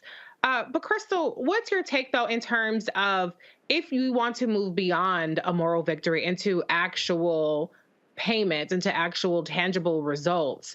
Do you think that the numbers being put out there is something that puts us closer to that? Or do you think that's something that kind of blows it out of the water as anything being feasible? Well, I think that there are challenges with the number that is proposed. My take on, the whole proposal is that we have to start somewhere. I tend to agree with Dr. Carr that, regardless of if it's too big or even too small, getting it through, getting something actually passed, to me is more important. And then you can go back and work on the numbers. I don't think that this will pass, in actuality, but I do think that we need to have the conversation. We need to normalize having city councils or county commissions or, state governments really discuss and talk about reparations across this country. Right now, we've seen it's sparse. It's here and there. It's in California. There have been some in Illinois, maybe another or two in other places. But even at the federal level, we haven't taken up reparations to even study it at the federal level. And so I think that, if we are serious about paying back the debts of our ancestors who have built this country for free, who were brought over here against our will, whatever the first step is, we have to get there. We have to get through whatever this first piece. No one will ever be fully satisfied with the number or the items that are being suggested. But if we continue to tear down even the process of just having the conversation, getting a first read, getting something passed, we will forever be in this revolving cyclical door about something not being enough or something being too much. Mm-hmm. That's true, Crystal. But to your point, about how necessary it is to have a conversation and to start somewhere, I can't say that I've seen a lot of in-person engagement around this. Now, granted, I'm not in San Francisco. I'm not in California. Am I missing something? And Dr. Carr, you can weigh in too, because you obviously were part of the statewide study or initiative behind this. Is there an on the ground where we talk about things like civic engagement, going to your school board meetings, going to your county meetings? Has there been a galvanization around this on the ground in the same way that we hear about it online if people are in the YouTube chats? Mm-hmm. Oh, absolutely. In fact, the first major effort to organize African people of reparations in this country goes back to the 19th century. A sister named Callie House and Isaiah Dickerson, the Ex-Slave Mutual Relief and Pension Fund. These were Africans who had actually gone through enslavement who made a demand of the federal government. So it starts in the 1880s and 1890s, and it's really an unbroken string. In the 1920s, 30s, Queen Mother Audley Moore. By the 1960s, you're talking about the Republic of New Africa. You're talking about Chokwe Lumumba, the father of the current mayor of Jackson. That's how they ended up in Jackson in the first place from Detroit. And there's the National Coalition of Blacks for Reparations in America, began in 1989 to bring those groups together. And of course, as Crystal just said, there's H.R. 40, which John Conyers began introducing 40 years ago. And now, of course, Sheila Jackson Lee has taken it up. It's an unbroken string. The only other thing I would say is that there are local reparations movements. There have been resolutions passed in cities like Philadelphia. There's obviously what's going on in the northern suburbs of Chicago, the Evanston work. So there's an unbroken thing. And finally, what you said, Reese, and you always remind us of this in terms of this question of social media, particularly weaponized ignorance. There's this descendants of enslavement conversation going on. All that's local, and there's a lot of people organizing around it. I do not agree with the California framework in terms of this notion of only those who were enslaved in the United States, descended of them, can get reparations. But I do think it's important that the momentum has now taken up again. So no, there's an unbroken string of this demand. And like Crystal said, you got to put something on the table. Once that is established, then we begin the negotiations. But until you make that demand, we just basically are talking to each other. Well, I agree with you. I definitely agree. I think that there's a rich legacy of this kind of local activism. I'm just curious how much of that local advocacy is paired up with, or how proportional it is to people purporting to actually care about this issue when you look at the kind of volume of traffic that you have online. Can't say I've seen that proportion of interest on the ground. But again, I could be missing something. What do you think, Crystal? Oh, you're not. No. I don't know that I've seen. So when I think about this issue, I want to just, compare it to voting rights. So if we think about when President Biden took office, we heard national advocacy organizations We heard even the DNC talking about, the need to pass the John Lewis Voting Rights Act, the need to, get voting rights really and truly codified, or really and truly, just immersed in our American voting electorate system. I don't hear this same resounding voice from national groups and even local groups or state-based groups. Now, that's not to say, as Dr. Carr stated, that there aren't people out here talking about it. But I don't think that reparations is a true agenda item every single year by advocacy organizations, big and small. And until it becomes this resounding thing, if we talk about reparations the way we talk about people registering to vote, we could probably get somewhere. We talk about registering to vote every single year. It is critical that you register to vote. It's critical that you use your voice. It's critical that you do all these things. We just had a segment on that with Roland about, Texas. But if we talk about reparations in the same light and with the same weight that we talk about these other civil rights issues, then I think when we hear this narrative, when you talk about, the narrative in the media, it is not talked about enough. So it's not that people don't care about it. It's just not enough people care about it collectively all at the same time. And so that's my perspective about it, is that I think people, yes, everyone, I haven't really heard anyone say, I don't want reparations, but I haven't seen people run a year-round campaign about reparations, in the same manner, and that they run these year-round campaigns about voting rights, voter registration, or any other issue that they really care about. Mm-hmm. Well, I absolutely agree with you. And to be clear, this Xavier person talked about not wanting reparations because it's a handout. Reparations is not a handout. It's a repayment for the unspeakable horrors that have been inflicted on us. And so to your point, Crystal, yeah, you're right. There has not been the same kind of resounding voice behind that. But look at how much begging we've had to do just to get people at 30% turnout. And this is people who are already registered to vote. We're not even talking people who aren't even registered to vote. And so where do we go from here? I don't know. But it definitely seems like at least San Francisco is serious about evaluating this. What kind of check gets cut? And I haven't even heard the details around what eligibility looks like. But if you have anybody that came through San Francisco, now might be a good time to get your paperwork together. It might be a good time if you are in San Francisco to register to vote or whatever the criteria, pay your taxes, do your tax return, file for residency, because that's right. Now, but no, Reese, go ahead. I know we're going to go to break in a second, but I do want to stress the fact that we're having this conversation, when you look back over the full arc of the reparations movement, this really is progress. Reparations has typically been a cause that has been championed by Black nationalists and Pan-Africanists. The fact that we are now having this conversation, Ta-Nehisi Coates' article in the Atlantic years ago, before that, Randall Robinson's 2000 book called The Debt. The fact that we're even doing it now, that the California state legislature appointed a committee, the largest state in the country, headed in the legislature by a Black woman who is a retired professor of African American studies. When you measure the movement of the 90s, 80s, 70s, 60s, all the way back to the 19th century to now, this is a quantum leap. So I think we should always, not just where we're going, but measure against where we've been. This was something the Black Panthers used to bring up, us used to bring up, the Pan-Africanists used to bring up, political prisoners used to bring up. And now it's stuff that's being discussed by white nationalists like Laura Ingraham because it can't be ignored anymore. That's progress. Right. I know that's right, Dr. Carr.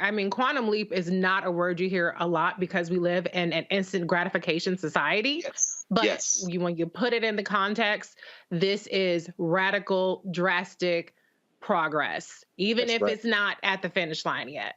Well, we have to wrap up. We're going to go to the Black Women's Roundtable that Roland will be moderating at.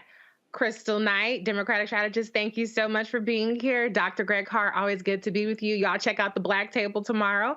And I'm Risa Cobra signing out for Roland Martin Unfiltered, this part. Bye, y'all. Bye. Thank you. See y'all. Streets, a horrific scene, a white nationalist rally that descended into deadly violence. White people are losing their damn minds. As an angry pro-Trump mob storms the U.S. Capitol, we've seen shooting. We're about to see the rise of what I call white minority resistance. We have seen white folks in this country who simply cannot tolerate black folks voting. I think what we're seeing is the inevitable result of violent denial. This is part of American history. Every time that people of color have made progress, whether real or symbolic, there has been what Carol Anderson at Emory University calls white rage as a backlash. This is the rise of the Proud Boys and the Boogaloo Boys. America, there's going to be more of this. Here's all the Proud Boys, Dave. This country is getting increasingly racist in its behaviors and its attitudes because of the fear of white people. The fear that they're taking our jobs, they're taking our resources, they're taking our women. This is white fear.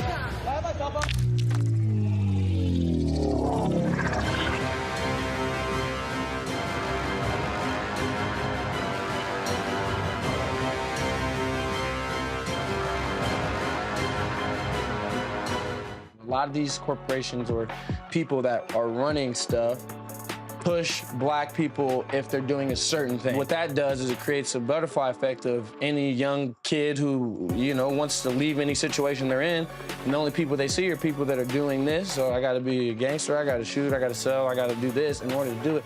And it just becomes a cycle. But when someone comes around and is making we don't do, they don't want to push it or put money into it. So that's definitely something I'm trying to fix too, is just show there's other avenues. You don't gotta be a rapper, you don't gotta be a ball player. You can be a country singer, you can be an opera singer, you can be a damn whatever, showing the different avenues. And that is possible, and it's hard for people to realize it's possible until someone does it.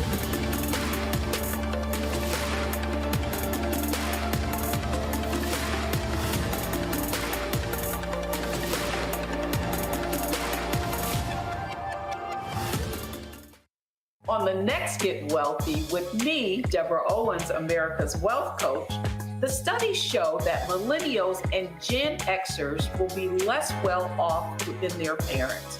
What can we do to make sure that we get to children younger and that they have the right money habits? Well, joining me on the next Get Wealthy is an author who's created a master playbook. Be willing to share some of your money mistakes, right?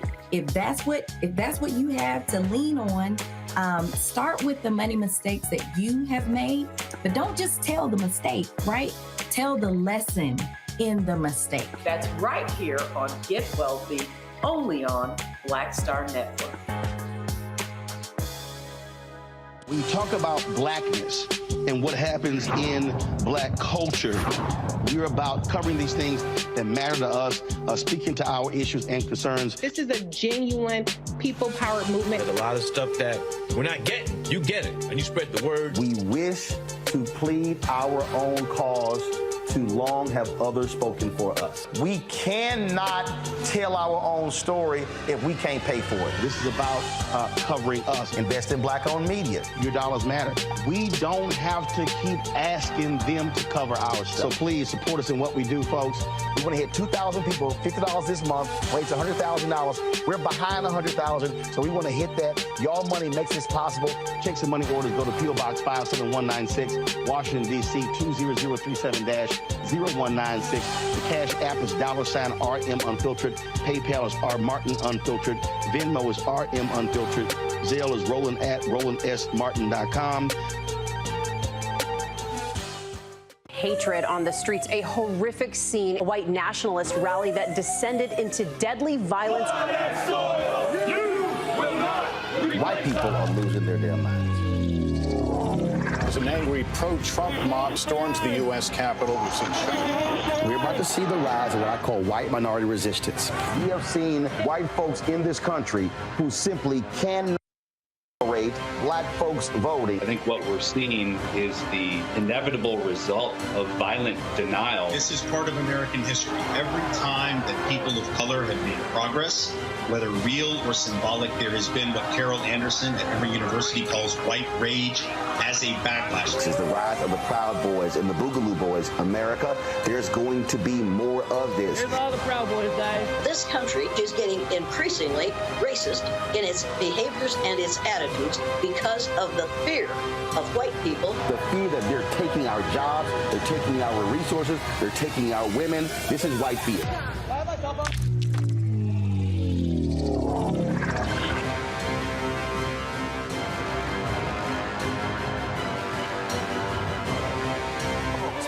Star Network is here. Hold no punches. I'm real revolutionary right now. Support this man, Black Media. He makes sure that our stories are told. Thank you for being the voice of Black America, Roland. Stay black. I love y'all. All momentum we have now, we have to keep this going. The video looks phenomenal. See, this difference between Black Star Network and Black-owned media and something like CNN. You can't be Black-owned media and be scared. It's time to be smart. Bring your eyeballs home. You dig? Pull up a chair. Take your seat. The Black Tape with me, Dr. Greg Carr, here on the Black Star Network. Every week, we'll take a deeper dive into the world we're living in. Join the conversation only on the Black Star Network. Hi, I'm Dr. Jackie Hood Martin, and I have a question for you. Ever feel as if your life is teetering and the weight and pressure of the world is consistently on your shoulders? Well, let me tell you, living a balanced life isn't easy. Join me each Tuesday on Black Star Network for A Balanced Life with Dr. Jackie. We're all impacted by the culture, whether we know it or not. From politics to music and entertainment, it's a huge part of our lives, and we're going to talk about it every day right here on The Culture with me, Faraji Muhammad, only on the Black Star Network. Owens, America's Wealth Coach, and my new show, Get Wealthy, focuses on the things that your financial advisor and bank isn't telling you, but you absolutely need to know. So watch Get Wealthy on the Black Star Network.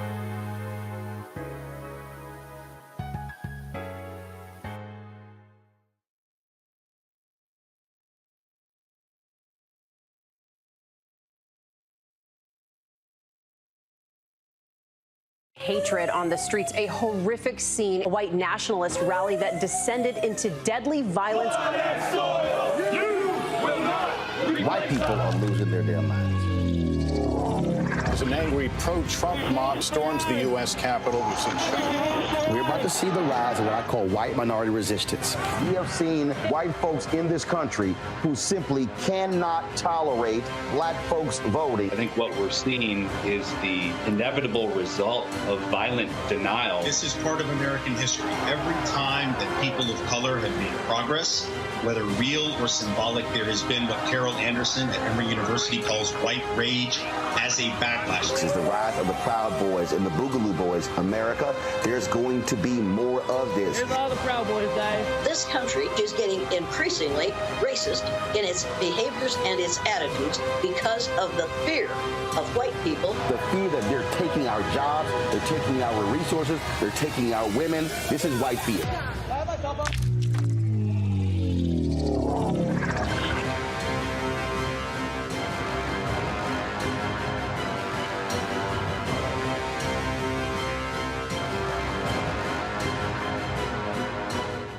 I'm Deion Cole, and you're watching Roland Martin, Unfiltered. Stay woke.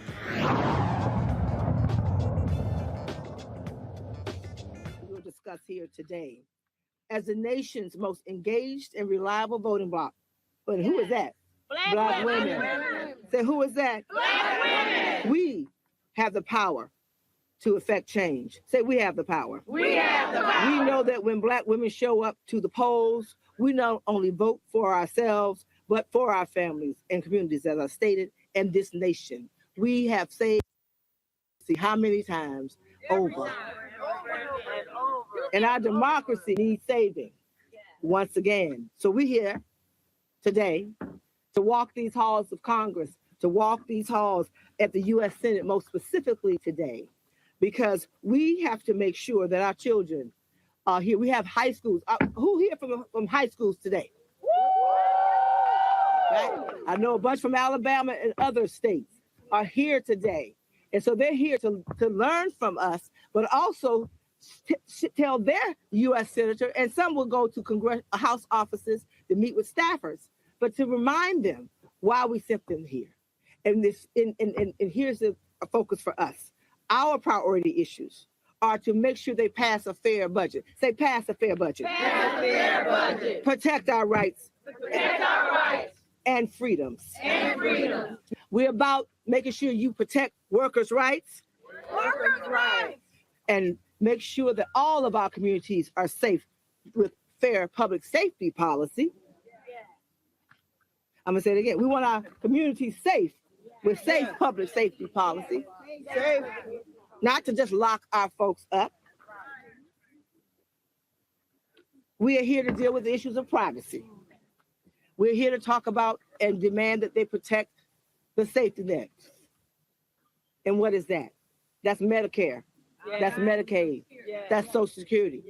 That's making sure that when you talk about having not to have to, take care of our medicine, low cost of taking care of having to pay for medicine, not have to make choices of whether you can eat or whether you can take care and get the medicine you need. We're here about criminal justice and giving first and second chances.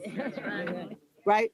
Around that, around criminal justice reform. And at the end of the day, when we talk about second chances, we're talking about making sure that we pour into folks so that they have an opportunity to thrive in this country. And we're talking about economic security and prosperity in this nation as our priority. So this time, I will bring on some of our national partners. I'm going to call your name and you come in this order. Our sister Cleola Brown, national president of A. Philip Randolph Institute. But she, like a lot of sisters, got to wear 2 or 3 hats because they need her so much. She also is the special assistant around strategic partnerships and alliances. Did I mess that up? You got it. She helped make sure they do right with community and partner up with all of us with AFL-CIO. Then you will hear from our sister leader, Sheena Mead, who is the CEO of Clean Slate Initiative. Okay, of the Clean Slate Initiative, but also has been with us for years from Black Youth Vote On, and we're so proud. I have to tell mine, I tell yours. So we know we leave that alone, right? Thank you. And Sheena Mead, and then we'll hear from who will talk about not just criminal justice reform, but about second chances and what all that means for all of our communities. And Dr. Elsie Scott, who's the founding director of the Ronald Walters Leadership and Public Policy Center. And I say this, I don't want to hear this, Howard University. Just act like y'all didn't hear me from Howard. HU. Okay, go ahead. HU, you know, right. And then we will hear from our senator, hopefully, and then we will hear from some of our state leaders and young leaders to talk about why they're here as a part of this coalition. Cleola, Sheena, Dr. L. All right.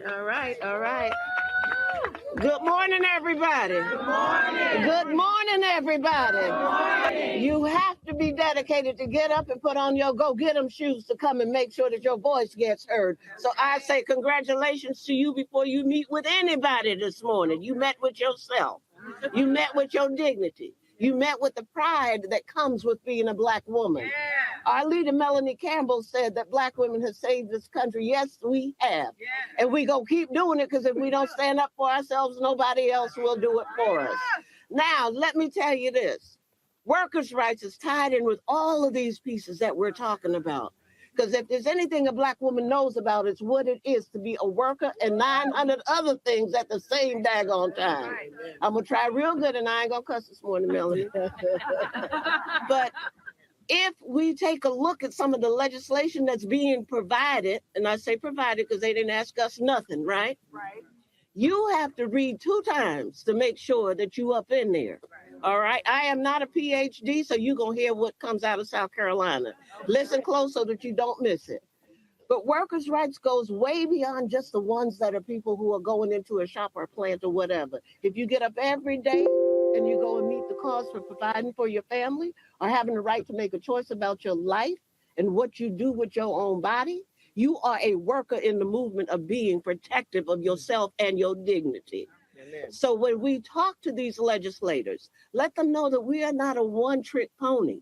Not one issue is going to satisfy anybody. All of the signs that you see that talk about the pride of our family, about the dignity of work,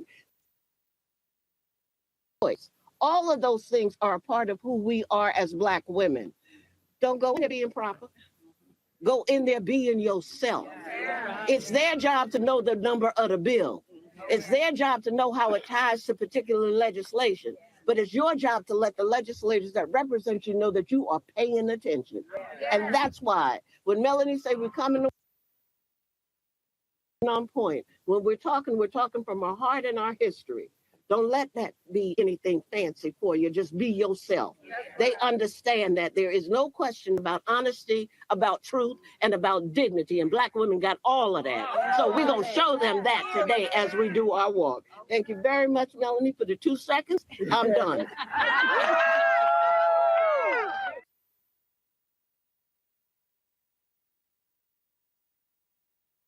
Hatred on the streets, a horrific scene, a white nationalist rally that descended into deadly violence. White people are losing their damn minds. As an angry pro-Trump mob storms the U.S. Capitol, we've seen We're about to see the rise of what I call white minority resistance. We have seen white folks in this country who simply cannot tolerate Black folks voting. I think what we're seeing is the inevitable result of violent denial. This is part of American history. Every time that people of color have made progress, whether real or symbolic, there has been what Carol Anderson at Emory University calls white rage as a backlash. This is the rise of the Proud Boys and the Boogaloo Boys. America, there's going to be more of this. Here's all the Proud Boys, Dave. This country is getting increasingly racist in its behaviors and its attitudes because of the fear of white people. The fear that they're taking our jobs, they're taking our resources, they're taking our women. This is white fear.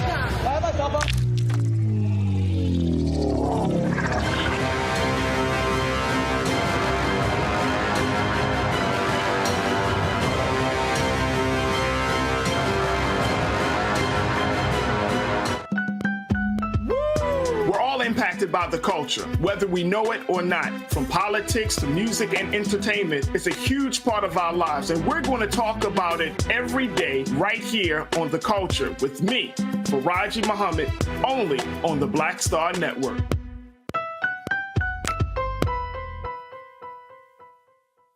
Yo, what's up? This your boy Ice Cube. What's up? I'm Lance Gross, and you're watching Roland Martin Unfiltered.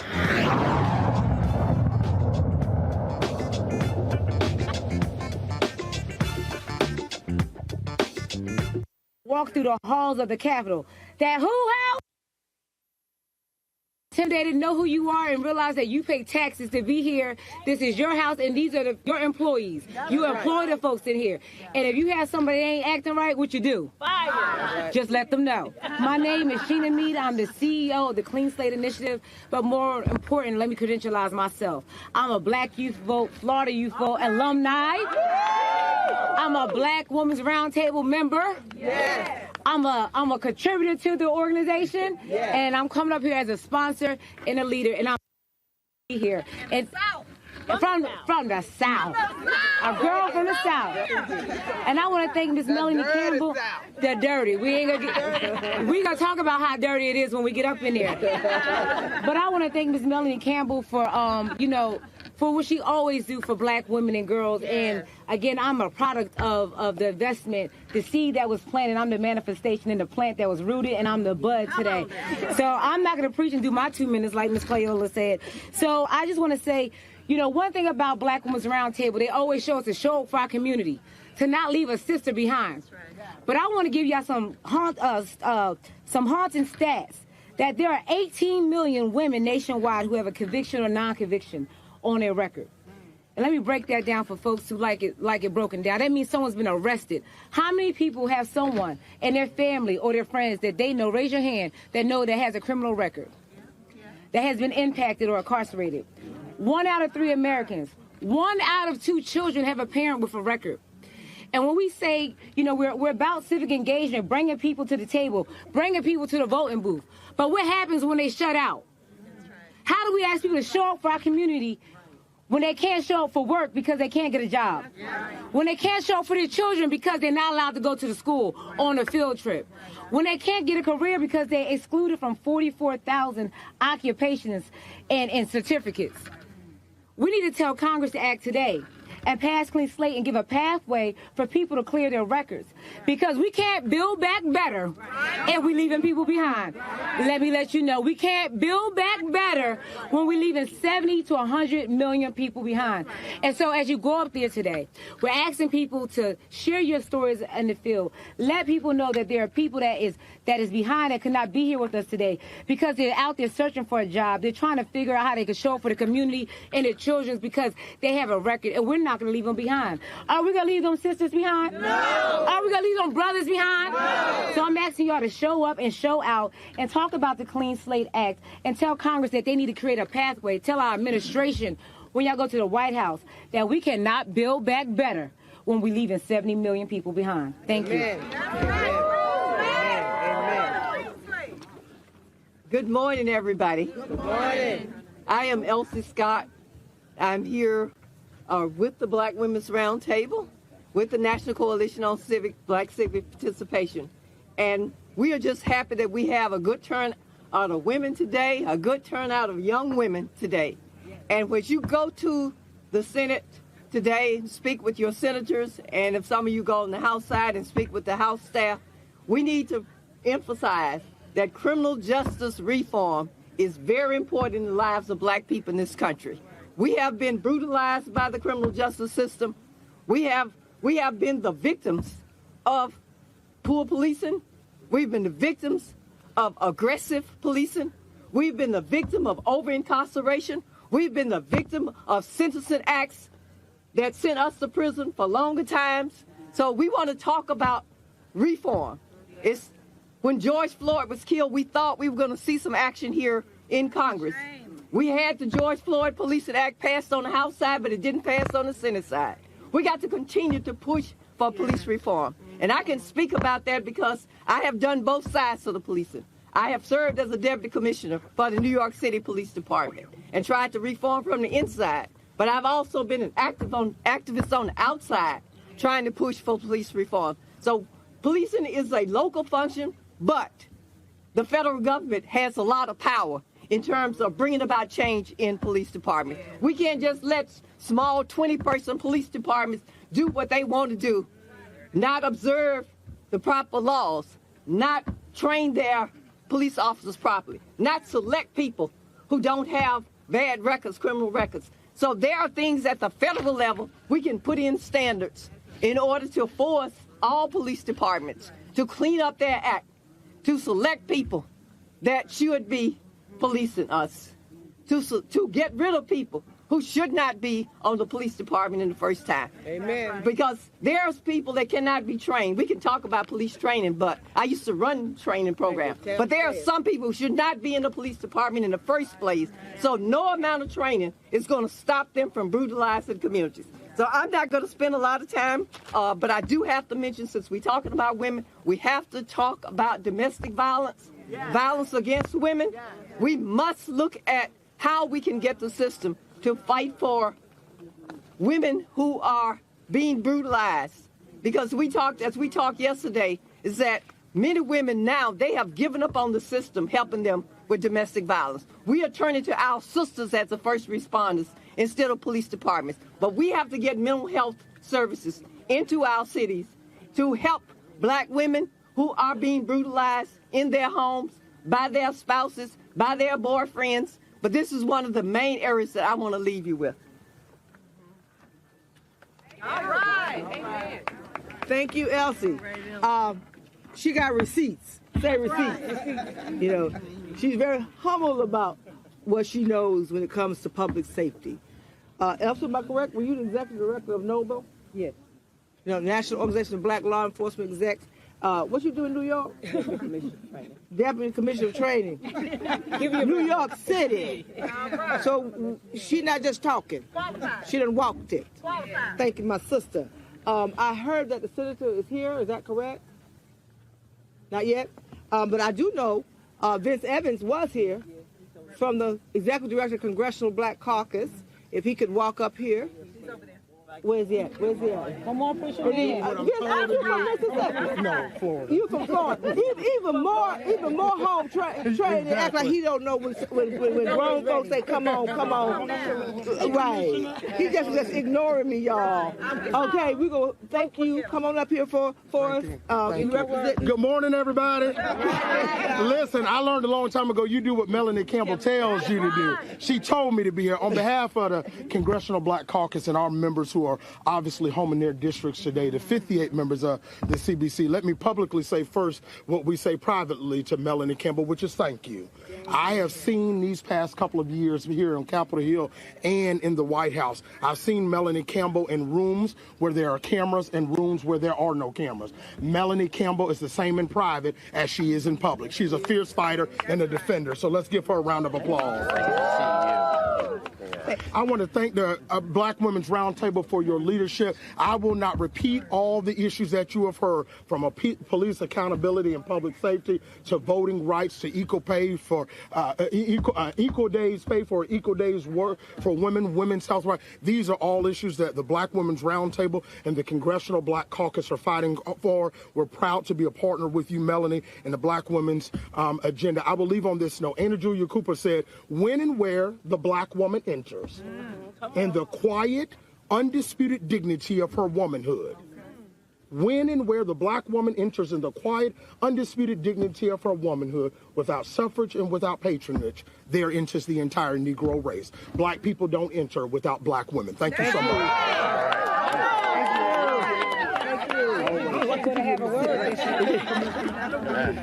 Well, I told you all. Thank you, Vince. We are so delighted and want to first thank Senator Van Hollen from the great state of Maryland, who is hosting us today. Senator, you have Maryland in the house? Where's Robbie Whitty? So Maryland is in the house. Our summit is being hosted at the Gaylord. Yes, We're indeed. spending money in the state of Maryland. Excellent. All right, Melanie. Thank you. But Senator, so thank you he is our host. So thank our host. I do want to just read, if you don't mind. I do want them to know. Okay, Senator Chris Van Hollen is elected to the United States Senate by the people of Maryland in November 2016. Senator Van Hollen is committed to fighting for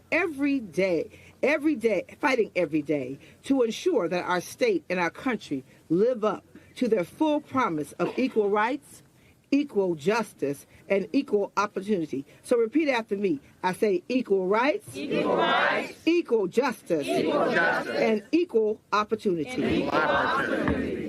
Technology is wonderful when it works, right? Senator Van Hollen believes that every child, say every child, deserves the opportunity to pursue their dreams and benefit from a quality education. And that everyone willing to work hard should be able to find a good job. And you don't have to repeat, I'm just going to say this last thing.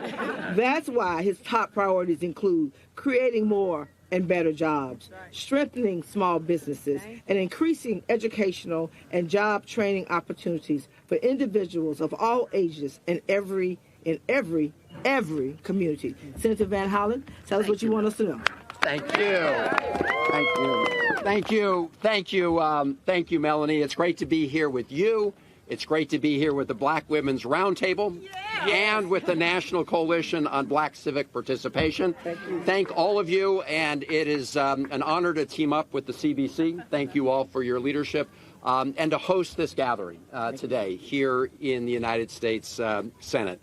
I just wanted to come to thank you, to thank the coalition, to thank the Roundtable for all the work that you've done over so many years, I think 12 years now, in terms of advocating to make sure that our country does live up to the promise of equal rights and equal justice and equal opportunity, and to make sure that we have an equitable society where everybody gets a fair chance, and that we also make sure that everybody has that opportunity to have a good job and a good paycheck. And when it comes to women, we have to deal with the equal pay for equal work issue. I want to thank all of you because black women have been at the forefront of the fight in our country for justice and liberty since the earliest days of our country. I just came from my office in the Capitol, and on my wall there hangs the portrait of a great Marylander and a great American, Harriet Tubman. And we are fighting to make sure that Harriet Tubman has her rightful place on the $20 bill. And we in Maryland are working very hard to get a statue of Harriet Tubman in the United States Capitol. So I want to thank all of you for carrying the torch that has been carried from Harriet Tubman to so many other black women over the years, because you, when it comes to casting your votes and calling for change, you are the ones who have moved our country forward. I want to thank you for what you did to help make progress possible over the last 2 years. Over the last 2 years, and we did a lot together, including ensuring that we have the first black woman on the Supreme Court of the United States, Justice Ketanji Brown Jackson. Ketanji Brown Jackson. That was made possible because black women and voters around the country came together to elect a president and a vice president who made justice and equity a priority in the United States of America. And that, of course, gets to the fundamental issue of voting rights. Because what we know is that as we gather here, there are state legislatures around the country that have already enacted and are in the process of enacting laws to erect barriers to make it harder for people to vote, especially to make it harder for people of color and younger people to cast their ballots, which is why we need, as you have called for, a national law to protect the right to vote across the country. That is the John Lewis Voting Rights Act and the Freedom to Vote Act, because we shouldn't have different standards. The standards should be everybody, every citizen should be able to have access to the ballot box without having to jump over a lot of hoops or stand in long, long lines that are specifically designed to make people get tired of voting. Now, black women have never gotten tired of voting, but there's no reason that people should have to jump over extra hoops to exercise their right to vote in the United States of America. And we have to deal with issues of public safety. We need to get these weapons of war, these semi-automatic assault weapons, off our streets and have common sense gun safety laws.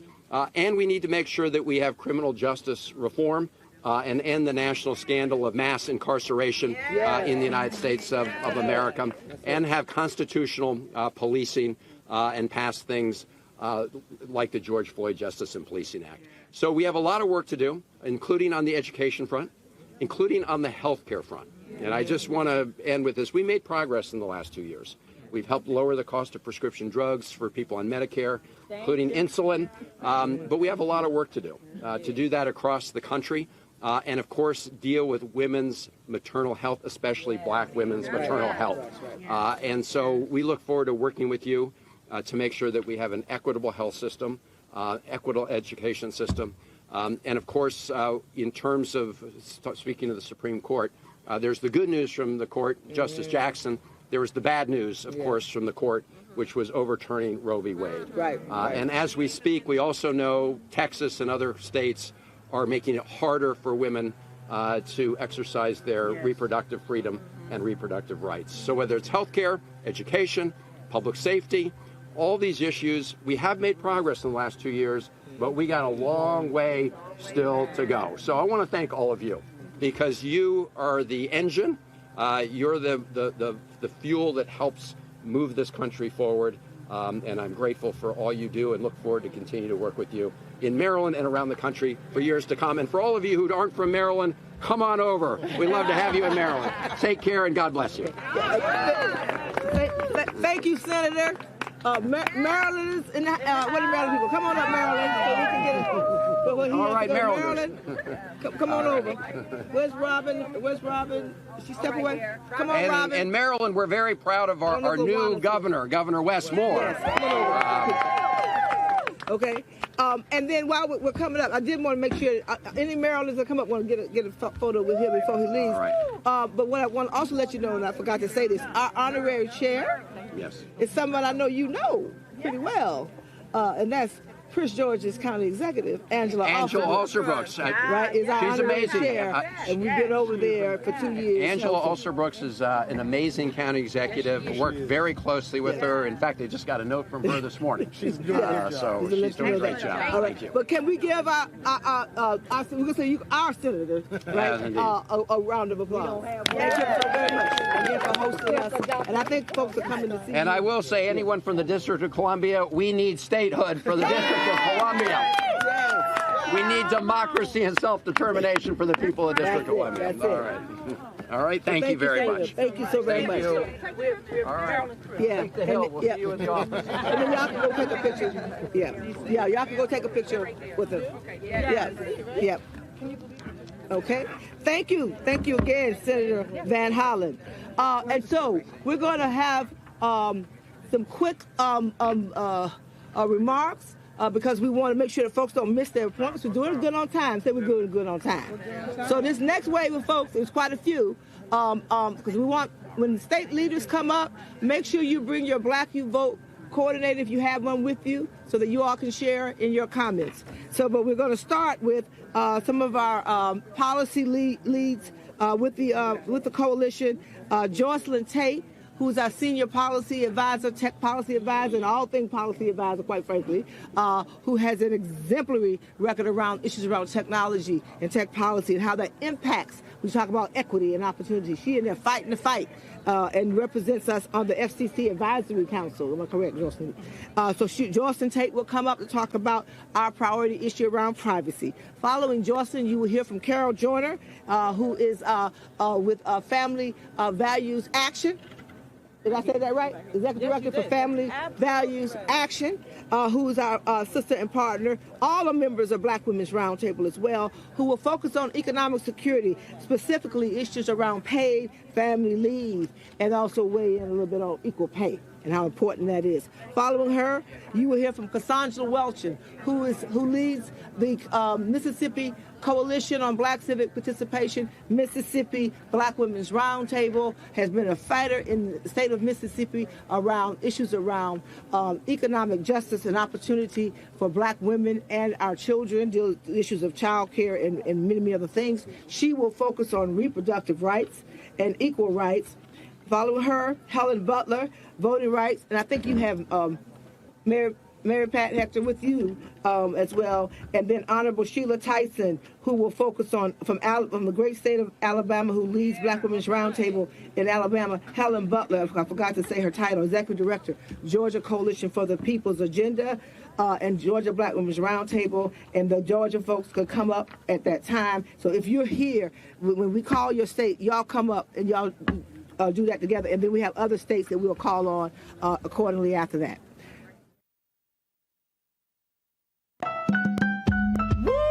We're all impacted by the culture, whether we know it or not. From politics to music and entertainment, it's a huge part of our lives, and we're going to talk about it every day right here on The Culture with me, Faraji Muhammad, only on the Black Star Network. Hey, I'm Donnie Simpson. What's up? I'm Lance Gross, and you're watching Roland Martin Unfiltered.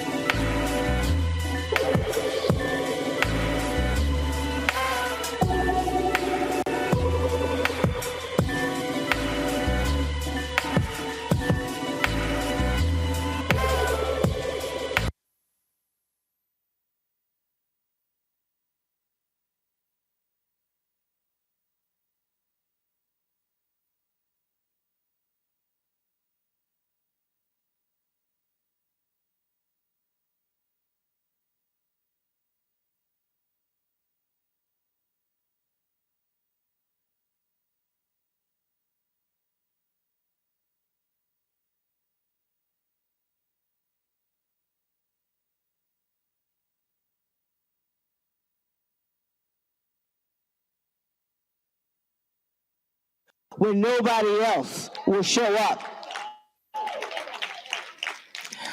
I see a brother, if I text him and say, Ro, I need, boom, when, where, I'm there. And we don't take that, Roland, for granted. And so we were on the hill, because Roland like talk about votes, like, what you coming to D.C. for? You don't go nowhere but to be in the ballroom. Well, we outside of the ballroom, ladies, today. We went to, on the Senate side today, to make sure that we weighed in and we took our agenda to these folks, Democrats and Republicans. And so I just want to thank you, and we wanted to make sure that we showed you our love. And, Roland, if you haven't made a contribution to his media platform, 100% Black owned, we need to do that. We need to do that. If it ain't but $10, do that. So, Roland, we're not gonna keep, I know you just got off there, I'm sure. And so we're gonna have you come up and get us started. We've got our sister Jocelyn Tate, who's going to interview you, who is our senior policy advisor extraordinaire for tech policy, but also is a bad sister from Memphis, Tennessee, who speaks truth to power when she goes and sits there at the Federal Communication Commission. Am I getting that right, George? Well, I said FCC, and make sure that she weighs in and makes folks understand that the issues of privacy is a civil rights issue of the day. And so turn it over to my sister Jocelyn just to have this fireside chat. And after that, we will Roland will provide signed copies of the book, and that's and sponsored by Black Women's Roundtable. Thank you. Jocelyn. Thank you so much, Melanie. And thank you so much, Roland, for coming today to share this book with us today, White Fear, How the Browning of America is Making White Folks Lose Their Mind, lose their doggone mind. So we just want to start first. I want to start talking. In the book, you said that by 2043, no ethnic group will be the majority in America. Now let's unpack that and see why that's making white people lose their doggone minds. Well, you might remember probably 30 years ago when the story first came out saying America will be a nation majority of people of color. Then it was really like 2060. And people kind of like, oh man, that's so far away, we'll be dead. Then it started dropping from 20 to 50, 60 to 57, 55, 53. Then it went all the way down to 43. And by 2039, the majority of the working class in the country will be people of color. So 47% of whites would be, the population would be 47% white. Then you have Latino, African Americans, Asian, Native American comprising 53%. Now, even inside of that, you have to then begin and look at, well, even what's happening within Latino/Hispanic, because you have a number of people who identify as white Hispanic, who identifies more as white than Hispanic. So you have that dynamic as well. But really what it is it caused a lot of people to start freaking out. But really what did it for me was in 2009, around the inauguration, a study was released and the question was asked, are you optimistic about the future of America for your children? Every group, Black, Latino, Asian, every group majority said yes, except white America. Now, normally when you look at these stories, how media typically works, they're just sort of, they look at the story, don't ask that next question and the next question. And that caught my attention. And I began to look into it further. And then you begin to see, again, how folks start reacting. So I remember I was at CNN, and when I was there, John Avalon and I were off air, and we were about to go on. And I said, John, we are living in the beginning stages of white minority resistance. And he's like, what are you talking about? I said, white folks are about this thing is about to get real. Even the majority, you're about to see the tension because they cannot handle this demographic shift. And then I think it was on the Timer Newsweek did a story that showed that the average death rate in about 10 states was higher than the average white birth rate. So that meant there were more white folks who were dying than they were being born. So then when you start looking at how aggressive folks got over the issue of immigration, then you start talking about great replacement theory, then you begin to see all of these attacks on DEI and multiculturalism and critical race theory, anything dealing with black folks and others advancing, you see what's happening. The reason I chose that picture for the cover, which is from January 6th, so the picture is of a white man with his arms outstretched in front of the Capitol, where for me, that picture says, all of this is ours. Because you got to remember, when Donald Trump was complaining about losing, he kept mentioning 4 cities. Exactly. Atlanta, Philadelphia, Detroit, Milwaukee. Mm-hmm. Those are black cities. Mm-hmm. So the anger was at black folks. They were pissed off at losing Georgia because black folks turned out in massive numbers. So when you start breaking all of these existing columns, and it's very interesting. I've had black hosts of mainstream shows call me and say, I would love to have you on my show, but my white producers don't like your book title. Mm-hmm. And I said, well, you know, I talked about those very people in the book. So the reason mainstream media, white media, can't deal with white fear is because they're white. They don't want to confront the exact same situation. And so you have white executives, you got largely white producers who are controlling the information flow, which is why, matter of fact, just a side note, today is the 196th anniversary of the founding of the nation's first black newspaper, Freedom's Journal, March 16th, 1827, which they said in their third paragraph, we wish to plead our own cause, too long have others spoken for us. So this is a perfect example of why you have to have black-owned media, because even white media does not want to confront this. That's why in 2016, they kept talking about economic anxiety. And that was always the dumbest thing to me, because I was kind of like, well, if you look at numbers, black folks are broker than anybody else. So hell, we should be the most, have the most anxiety about the economy. Mm-hmm. But they kept focusing on that. And really what that was about was all of these white folks were, I'll never forget, that was a story. And this white guy was complaining that he wished they could go back to the days of when he could just call his boss to get his son hired. And I was laughing at the story because what angers them is that they now have to compete. Exactly.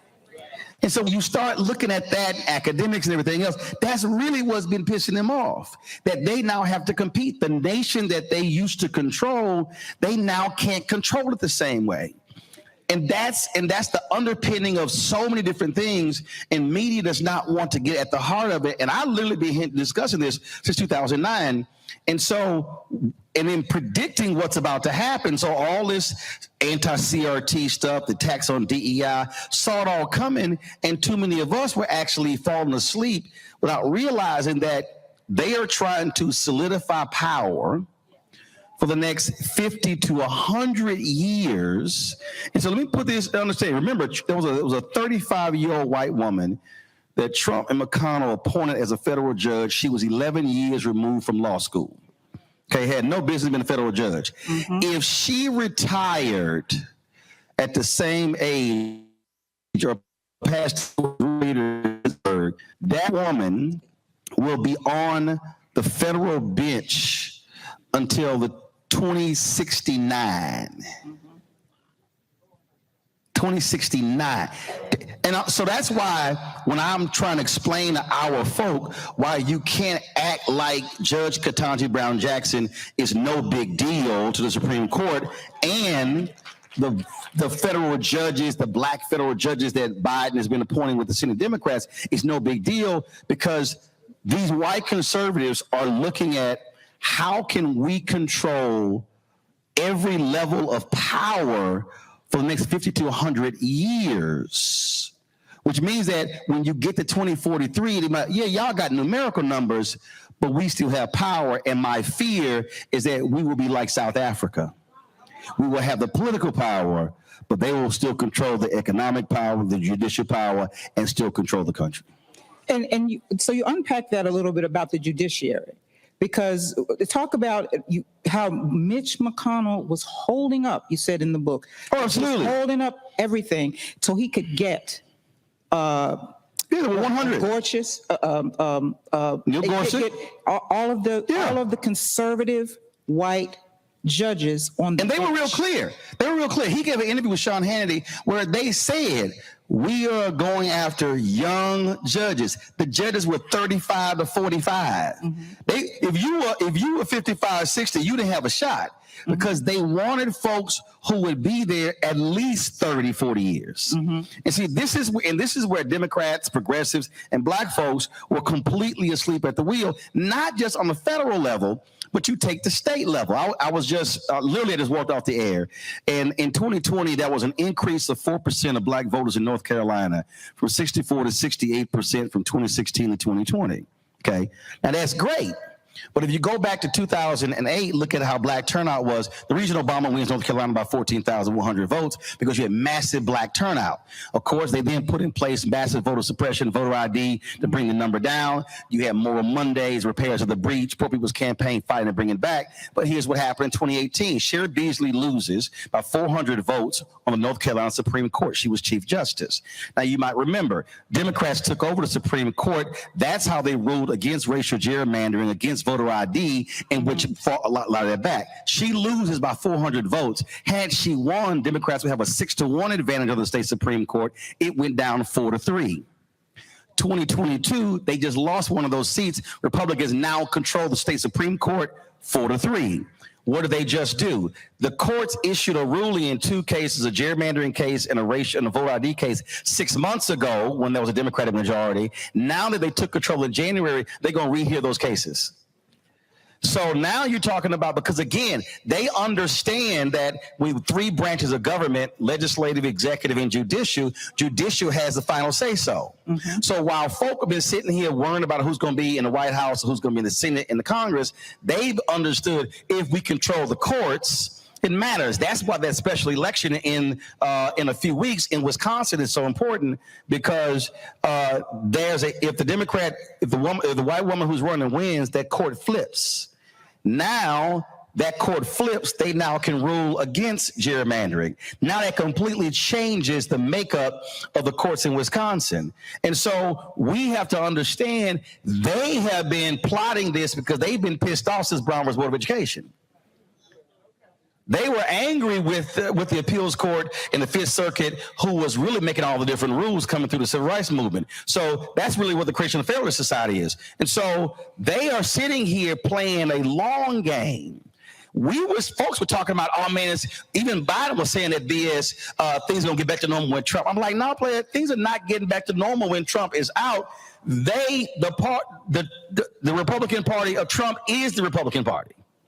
And so what we have to understand is we are simply not even maximizing our numbers. There was a massive drop-off in South Carolina in the last election of black voters. Mm-hmm. You look, Warnock only won by 95,000 votes. Okay, and let me be real clear. If it was not for the third-party groups on the ground, he would have lost. Let me be real clear. Because his campaign, I know. Because his campaign was weak as hell. They were not doing what they were supposed to do. They had not put any money in any black newspaper until late September. Now they don't look like I ain't got a problem, because they even try to come to me with small money. I tell them to go to hell. You're not gonna sit there and play me small. And so we have to. And so what I was just on the Breakfast Club yesterday trying to explain. I'm like, look, if we are voting at 65 to 70% of our numbers, we sweep seats statewide. If you got 500,000, and when I'm bringing out white fear, so here's a perfect example. Anti-CRT, many of us were asleep. That propelled all them white folks to the ballot in 2020, 2021. In South Carolina, Moms for Liberty, that crazy right-wing group, took over 10 of the 14 largest school districts in South Carolina. What do they immediately do? Start firing superintendents. Start changing curriculum. That's black folks. Yep. So we have to be in a constant state of educating and enlightening. We keep telling folk vote. You can't vote unless you get unless you register, but you can't register unless you're enlightened. You can't be enlightened unless you get educated. And so right now, we have to be engaged in an aggressive education and enlightenment campaign for next year to walk folks through, because they are executing their strategy. What Ron DeSantis did in Florida by attacking the AP curriculum, that was the strategy. The story came out to now, here's what the next deal is. Right now, the next attack isn't the history class, is social studies. One of the book publishers said they went through the books and tried to remove race as much as they can, even when it came to Rosa Parks, for fear of violating the law that they passed. So then what did he do next? The DEI piece. What happened? They hit in Florida, then Texas picked it up, then North Carolina picked it up. So they are using the power where they control state legislatures to enact these policies, because they do not want to see the advancement of African Americans and Latinos. And that's what's going on. And the reason media is so important is because that's how you're able to change hearts and minds. And so too many of us are listening to Black radio and laughing and giggling. And not being educated. And then when the stuff goes down, like that bill in Florida, I got some fools say, oh, Florida was knowing to Black fraternities. It's fraud. He was wrong. And I told this fool to stop tweeting, because you know what the hell you're talking about, because I call the Black legislators in Florida.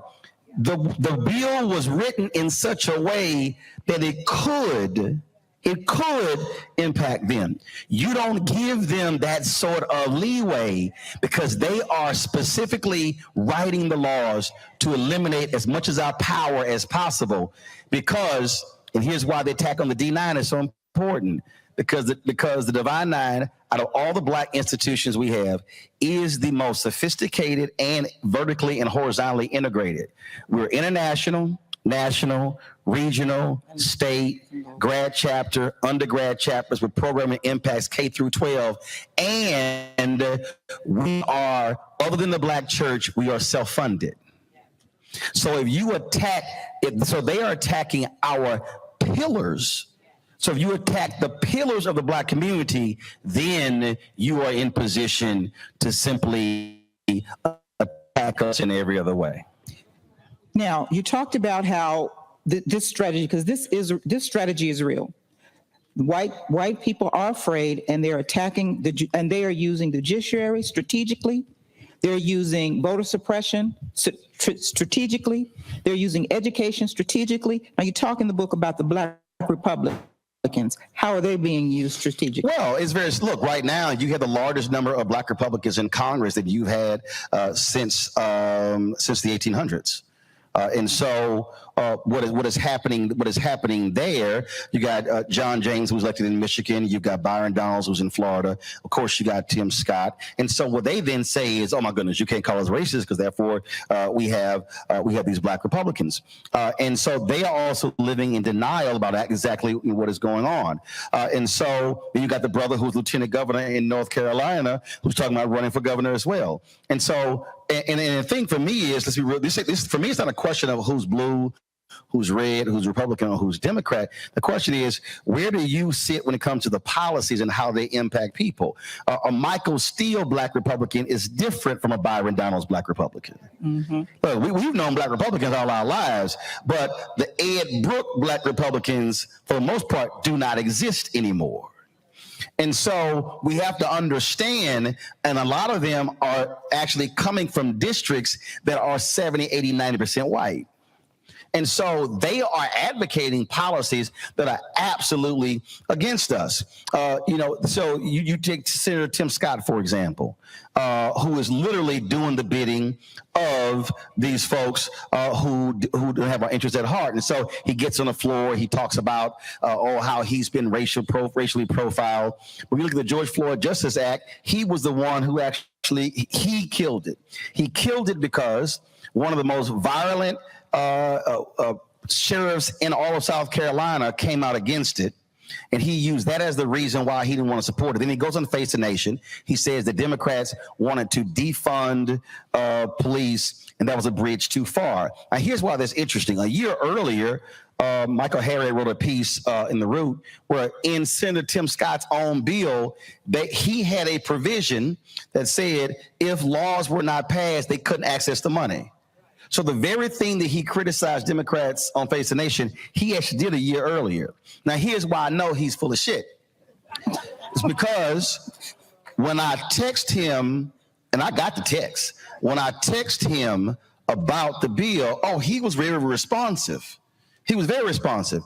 But then when I asked him, okay, what's the difference between what your bill said and what you're accusing Democrats of, he goes silent. I asked him 5 times.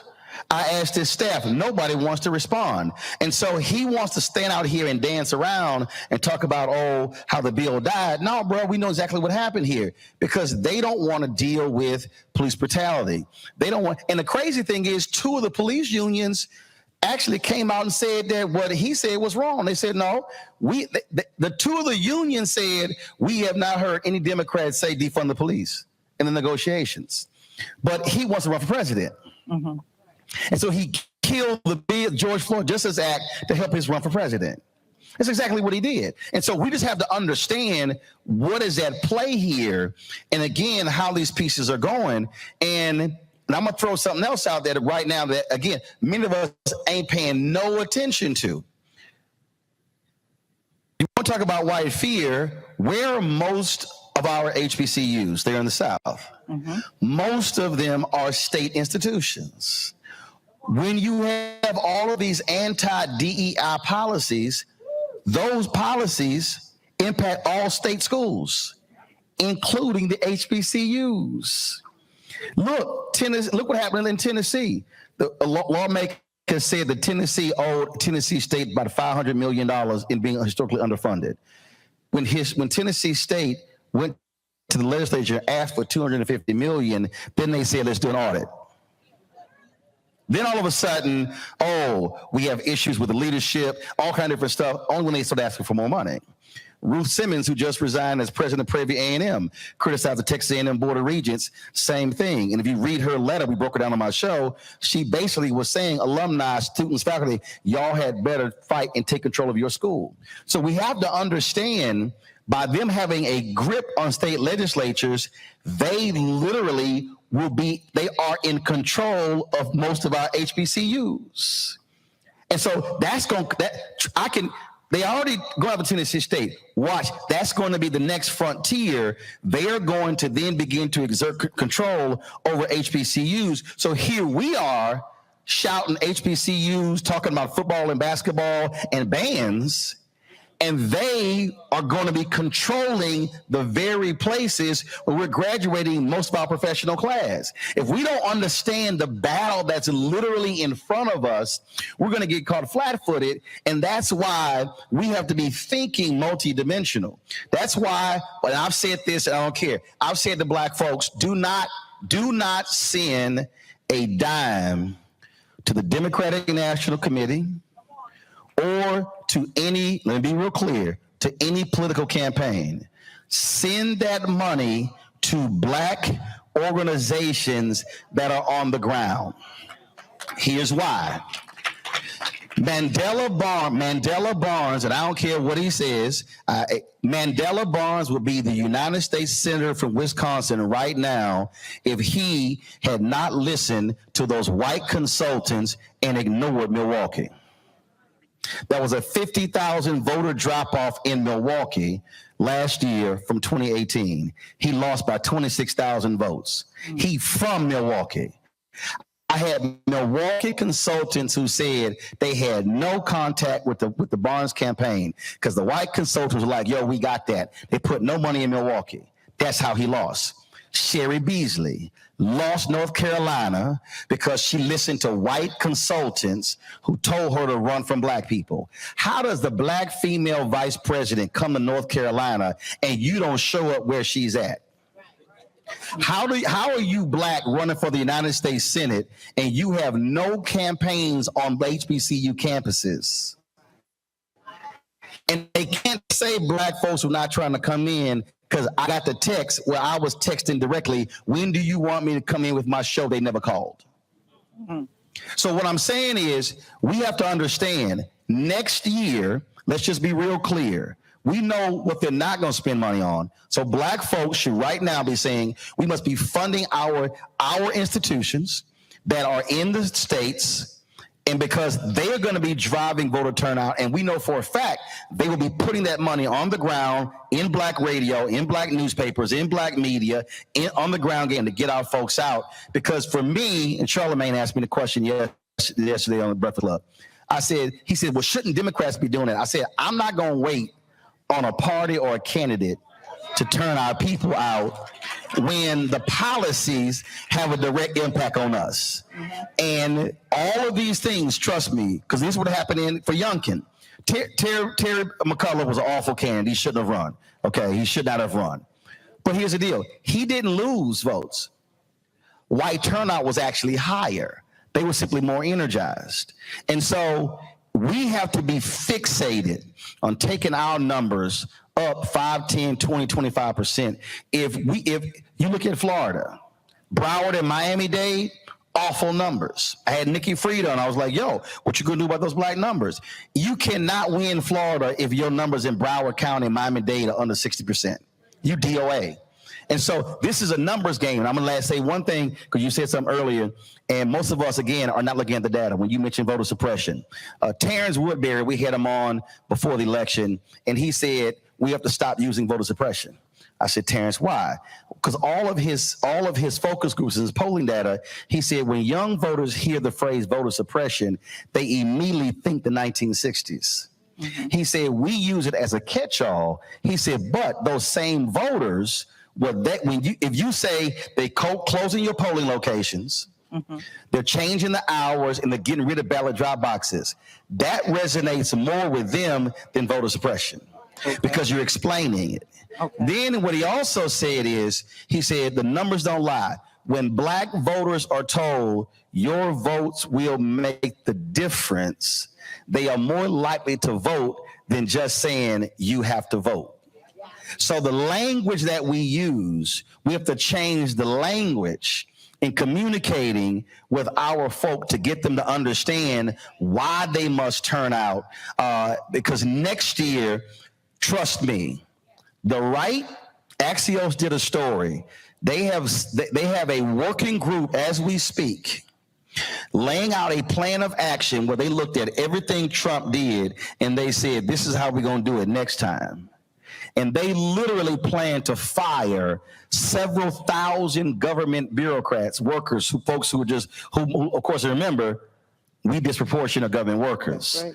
They are looking to fire them because they say, this is where we messed up last time. We're not going to mess up this time. So allowing them to get anywhere near the Oval Office will be absolutely catastrophic to black people. Now, you mentioned in the book so we do a lot of voter work, voter mobilization. So it's very good that you said, that you told us about, we need to change the term. We can't use voter suppression. That's not resonating. Yeah, so it's in his data. He's in the data. So this is what we've got to do as we get ready to do our voter mobilization work. We can't use terms like voter suppression. We've got to, so we'll be looking at that because these women are on the ground in the states. So we need to do what resonates with our communities. Now, let me go to another point where you're talking about the upcoming election. You said in the book, too, you cannot separate Trump from the Republican Party. That was the stupidest thing Hillary Clinton did. That was the stupidest thing. I was like, what the hell are you doing? I'm like, he's the GOP nominee. Because see, and Biden did the exact same thing when he kept saying that he thought everything was going to return back to normal. I was like, what are you doing? I'm like, bro, that's the party. See, what that is, that's white Democrats still thinking they can go get them Reagan Democrats. They gone. They ain't coming back.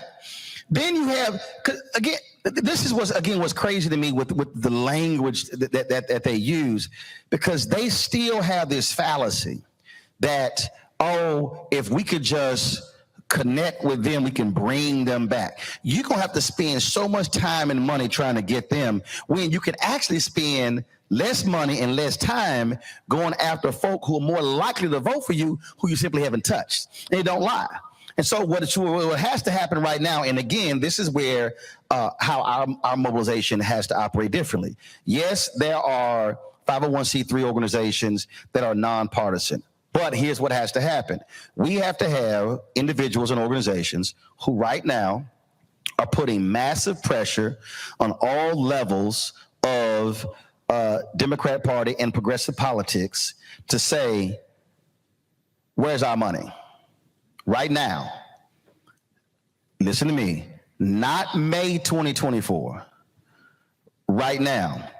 Biden campaign in 2016 was, oh my God, we have a $6 million expenditure of the $280 million they spent. There was $6 million expenditure for black targeted, black owned media. That was, they were touting largest in history. And I was like, y'all think I'm excited about 6 and you spending 280? And so, and see, and now here's the other thing. Don't get caught into the trap. Because folks say, what Jamie doing? First of all, the parties have changed. There's so much money flowing in, the DNC actually has the least amount of money. So you have the DNC, DCCC, DSCC, DLC, Democratic Government Association, but then you have all these progressive PACs. These progressive PACs ain't spending the money with us. So we need to be saying to progressive PACs, to Emily's list, oh, and here too, right now, that we absolutely must be calling out to the carpet. Climate organization, environmental lobby, crazy amount of money they spend, virtually no money to black people. Okay? I called him out last year, then all of a sudden my phone started ringing because when Mustafa Santiago Ali said, you know he gonna keep hitting y'all. Y'all might want to call him.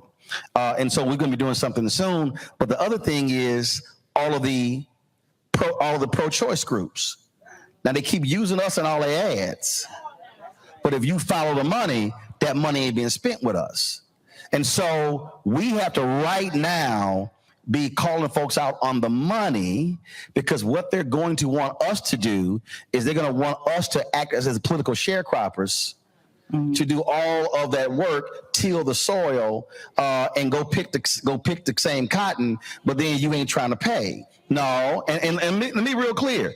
In September, 2 political campaigns called me, because the media folks called me, and they said, we got this money from this campaign, this money from this campaign, and it was $25,000 each, and they wanted this massive media plan. I said, for 50?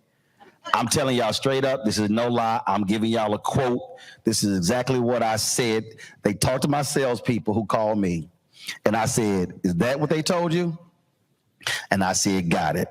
I then put a text together, and I sent this to both of the campaigns, and I sent this to Clyburn, Beatty, Meeks, Jeffries, and about 8 others. I literally said, fuck that.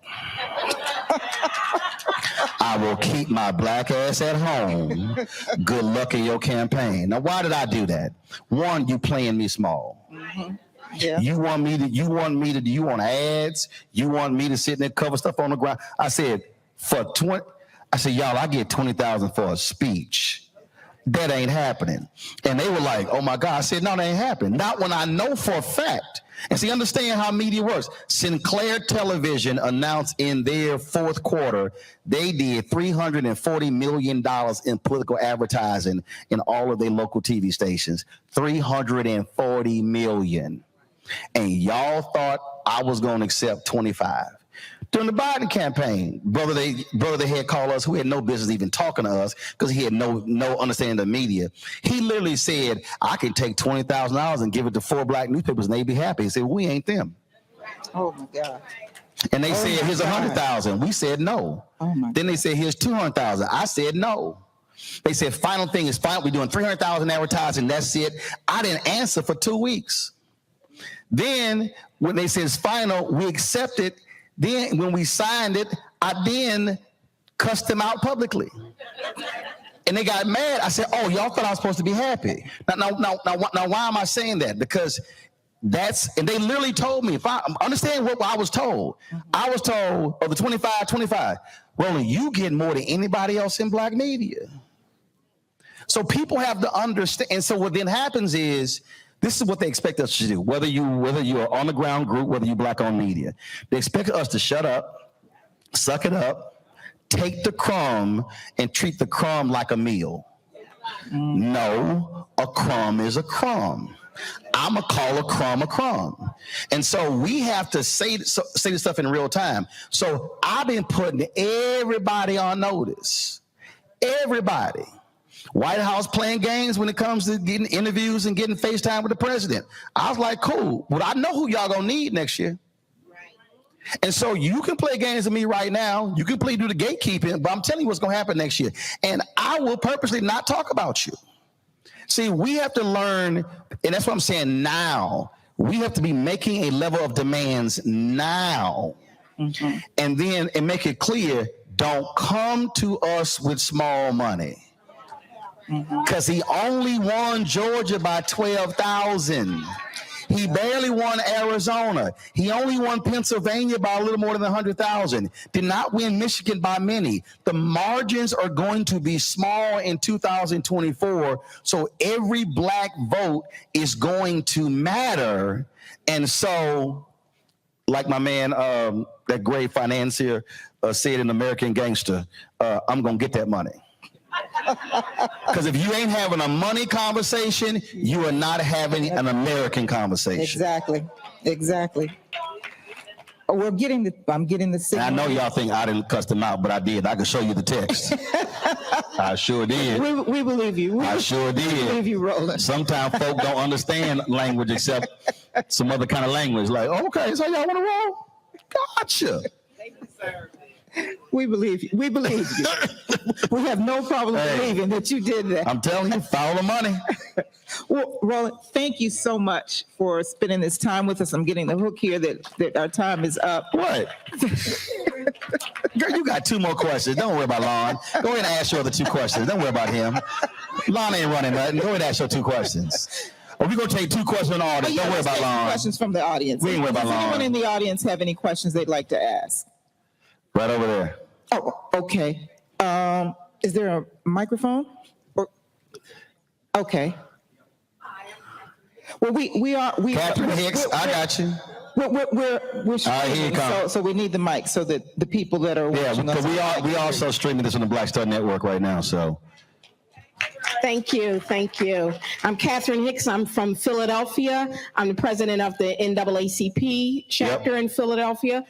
And I also own a black publication, the Philadelphia Sunday Sun. So what you are saying is very, very important, and it resonates especially with the elections that's coming up.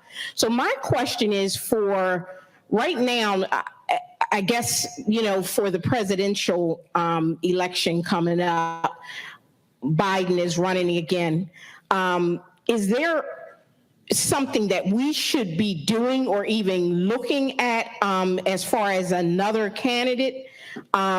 Because again, you were saying that voter turnout is probably going to be less. And if Biden is not the choice of everyone. Yes, he is. What? He's going to be the nominee. Yes. No, he's going to be the nominee. Yes. So it's going to be him and it's going to be Republican. Again, barring anything health-wise or anything else, as of right now, he's going to be the nominee. Marianne Williams is not going to be the nominee. Yeah, just not. So she I don't know how many votes she got last time. That ain't happening. No. Yeah. But what has to be happening though is we have to be making a level of demands. The greatest time to ask for stuff is when somebody's running. Right. And so if the White House tells us, well, we did this the first 2 years, we should say that was last year. Right. What about this year? So that was my That's where we have to be right now. Yes. And get me clear, everybody does that. Every other group is doing that very same thing. I remember when Obama's re-election, when they made the Parent Plus loan decision, all the HBCU people, it was the stupidest thing I ever heard in my life. I was sitting with them, and they purposely did not want to raise the issue. They said, well, we don't want to raise the issue because of re-election. I said, fool, that's when you raise the issue. Yeah. Like, what y'all doing? And then when the election was over, they were mad because they didn't get what they wanted. I'm like, because y'all didn't say nothing. So what should be happening right now, we should be, whatever our agenda is, whatever individual groups should be applying that pressure to him, to the White House, to Democrats in the Senate, and to them in the House as well, because the reality is they are going to all be, everyone in the House is running again in 2024. Yes. You're going to have Senate races up in 24 as well. And so the political game is not you wait till it's over. Now, there are people out there who yell, all these fools yells tangible. Then they say, if I don't get this, I don't get the vote. First of all, you can't get jack. First of all, they can make a promise, but they can't do jack unless they get elected. So if you don't vote, fool, you can't get your tangible. Absolutely. But the problem for many of us is we say nothing after the fact. So that's what's also going on. When the election is over, a lot of us check out. As opposed to say, no, that's where you got to stay checked in. Yes. And so that's why this group is important. The mobilization is important, because too many of our groups are waiting after the fact, and then we waiting for something to blow up, then go, oh, let's show up. I have been saying for years all across the country, you take the D9 for an example. At the Divine Nine, and I talked to the AKs, Eastern Regional, just a couple of weeks ago. I say this to the Alphas, to the Deltas, to all of them. In every city, each fraternity and sorority should say, okay, this month, y'all going to the city council meeting, y'all going to the school board meeting, y'all going to the county commissioners meeting. Then you rotate the next month. First of all, it's 9 of them. Each one of those entities are only meeting 10, 11 times a year, so you're probably only going to go there 1 or twice. But what has to happen is we have to be using our organizational power to be able to change the problem that we have. And let me be clear, you belong to many organizations. The fundamental problem that we have is on the political issues that we face, all too often, collectively, alphas, AKs, deltas, omegas, sigmas, iotas, zetas, kappas, everybody, and Eastern Star, and Prince Hall Mason, and Links, and many church organizations are quiet. This is what Dr. King said in Where Do We Go From Here, Chaos or Community? He said there are 4 institutions that are prime positioned to liberate Black America. He said the Negro Church, the Negro Press, Negro fraternities and sororities, and Negro professional organizations. That's what he wrote in Where We Go From Here. Now, this is also in how he unpacked that. He said, and I quote this all the time so I can pretty much do it without reading it. He said, there are still too many Negro churches that are so absorbed in a future good over yonder that they condition their members to adjust to the present evils over here. To media, too many Negro newspapers have veered away from their traditional role as protest organs, agitating for social change, and have turned to the sensational and the conservative in place of the substantive and the militant. Too many Negro social and professional groups have degenerated into snobbishness and a preoccupation with frivolities and trivial activity. But the failures of the past must not be an excuse for the inaction of the present and the future. And so when I look at right now, corporate America making $50 to $60 billion in commitments in the wake of George Floyd's death, and then what has happened in the last year? 36% of all DEI jobs have been wiped out. 75% of all DEI jobs are white folks. DEI jobs. And so here's the question I have for the Executive Leadership Council, which is an organization made up of corporate America. Why in the hell aren't y'all being more vocal about that $60 billion in commitment from corporate America, but y'all spend more time posting job appointments, but you're not advancing that? The point of Black organizations is to organize. If we are so preoccupied with what's happening on the inside of our groups, then we ain't fighting for the advancement of Black people as a collective. So that's how we have to challenge Black organizations to actually do more. Okay. You heard it right here. We have to challenge our organizations. We have to do that. I'm a life member of Alpha, and trust me, I got the last 4 presidents on speed dial. They know I ride them. Look, I call out the boule at our convention. I said, how in the hell we hit? I ain't got a problem. What they want to kick me out? Knock yourself out. I literally said to Sigma Pi Phi, how in the hell are we here in the Bahamas and we got an election in November, we got all these damn parties going on, and we don't have a single public policy session, and we got people sitting in the office who are running for office. Come on now. They were like, come on. And I was like, I said, don't invite me next time then. But that's part of the deal. We have to be willing to challenge these groups, because why do you exist and you spend 12, 14, 16 hours on meetings? And I'm like, I don't know what, my wife a Delta, I don't know what the hell they be meeting about. They ain't got that much internal business. And the same with Alphas. I'm seriously, we have to ask ourselves, what are we doing with our organizational power that's outside of the walls of our organization? That's what otherwise, all we're doing is meeting for a good time. All right. We got one more question. Where the microphone? Who got it? Oh, okay. Come on, Doc. You got to be up front and present. You can't be walking way back there. Over there. See, over there. Is that? Clearly, you did not grow up watching Donahue. He's like, I have no idea who Phil Donahue is. Hello. My name is Nashana Kess. I am the second vice president for the NAACP in Baltimore, and I am also the bassist of the Alpha Alpha Sigma chapter of Sigma Gamma Rho Sorority Incorporated. So what I wanted to ask is two questions. One is, I have a friend in Dauphin County, Pennsylvania. She is running for a judge seat with the Court of Common Pleas. Her name is Latasha Williams. So anybody in Pennsylvania, please keep an eye out. She ran 2 years ago. One of the issues was that we did not get out and vote. Harrisburg did not get out and vote. She would be the first Black woman sitting on the Court of Common Pleas, but we can't get people out here to vote. Because they have no clue what the Court of Common Pleas is. Okay. So what happens in elections, again, this is where, remember I said, education and enlightenment. Look, the average person, Black, white, they are not us. They are not well-versed in all this stuff. They just like, we ain't got no clue. So Joe Madsen has a great phrase, you got to put it where the ghost can get it. We have to break it down in a way. So the question is, what does the Court of Common Pleas do? And so when you're talking to folks, because what's her name again? Latasha Williams. Okay, so here's what happened. Folks probably going around, we need you to vote for Latasha Williams. They're going to say, okay, who Latasha Williams? Well, she's running for this. Okay, I don't know what that is. Because if you look down ballot, those positions are the lowest vote totals. What we have to say is, again, I don't know what that court does, but let's just say, so why have things changed with district attorneys? Because folks said, the DA actually has a direct impact on mass incarceration than any judge. The DA comes before the judge. So the reason you not have more progressive DAs, because we started changing the language on why you got to vote for the DA. And so for the judges, what we have to say is, this is what these judges do. They deal with these cases.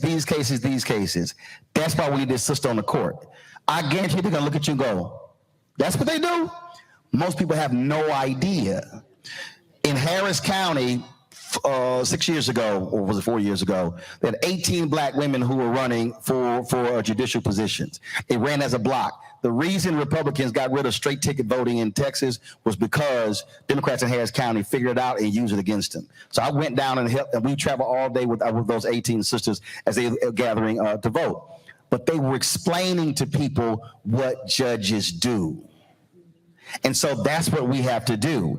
We have to connect what the judges do, so our people go, that's what they do? Yes. So when your child or your cousin or your church member goes before a judge, this is one of the judges.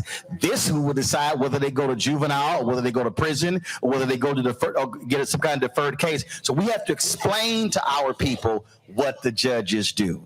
The second thing is most important. You say she lost. I would ask, what did she lose by? Very little. That's my point. Very little. So then what has to happen, we got to go straight old school. Okay, voting numbers are public. You could literally go down and pull a precinct and see this precinct has 700 registered voters, 38 voted. Well, if she lost by a couple of hundred, that one precinct, if you literally go door knocking that one precinct 3 to 4 times, that one precinct could put her over the top. So this is what we keep doing. And I'm telling you, I travel all around the country and I see it everywhere, so I ain't picking on nobody.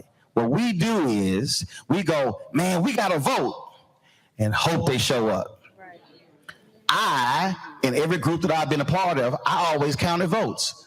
When I was on the board of National Association of Black Journalists, we pulled out a Unity Journalists of Color Convention. We were in the board meeting and they were trying to fight to keep in. And they were like, Roland, why you ain't said nothing? I'm like, I ain't got to say a damn thing. I got 12 votes in my pocket. Y'all can have all the conversation y'all want to. I said, I already got the votes.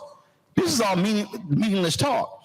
So it's counting votes. We have to stop hoping they show up, look at the data, and then go, well, if we pick up 50 here, times 5 precincts, that's 250 votes. Look at the last one. So if we're not looking at the data, that's where we're losing. And if you're spending your time in an area where they already are voting high, that's a waste of time. I'm gonna go where the numbers are low and then say, and go back to what I said earlier, your vote could be the difference between getting this sister on, will you vote? And then we follow up 3 more times, and then come election time, we then make sure they get to the polls, then their numbers change. That's old school politics is still new school. Hey, okay. That's one of our charges, ladies. Thank you so much, Roland Martin. Let's give it up for Roland Martin, everybody. Thank you so much. Thank you so much. Melanie, I'm going to turn it over to you, but Roland will be signing books in just a moment. Thank you. Appreciate it. You awesome, bro. Appreciate it. Come on over, y'all. They could do it with over there. Yeah, that's gonna be easier.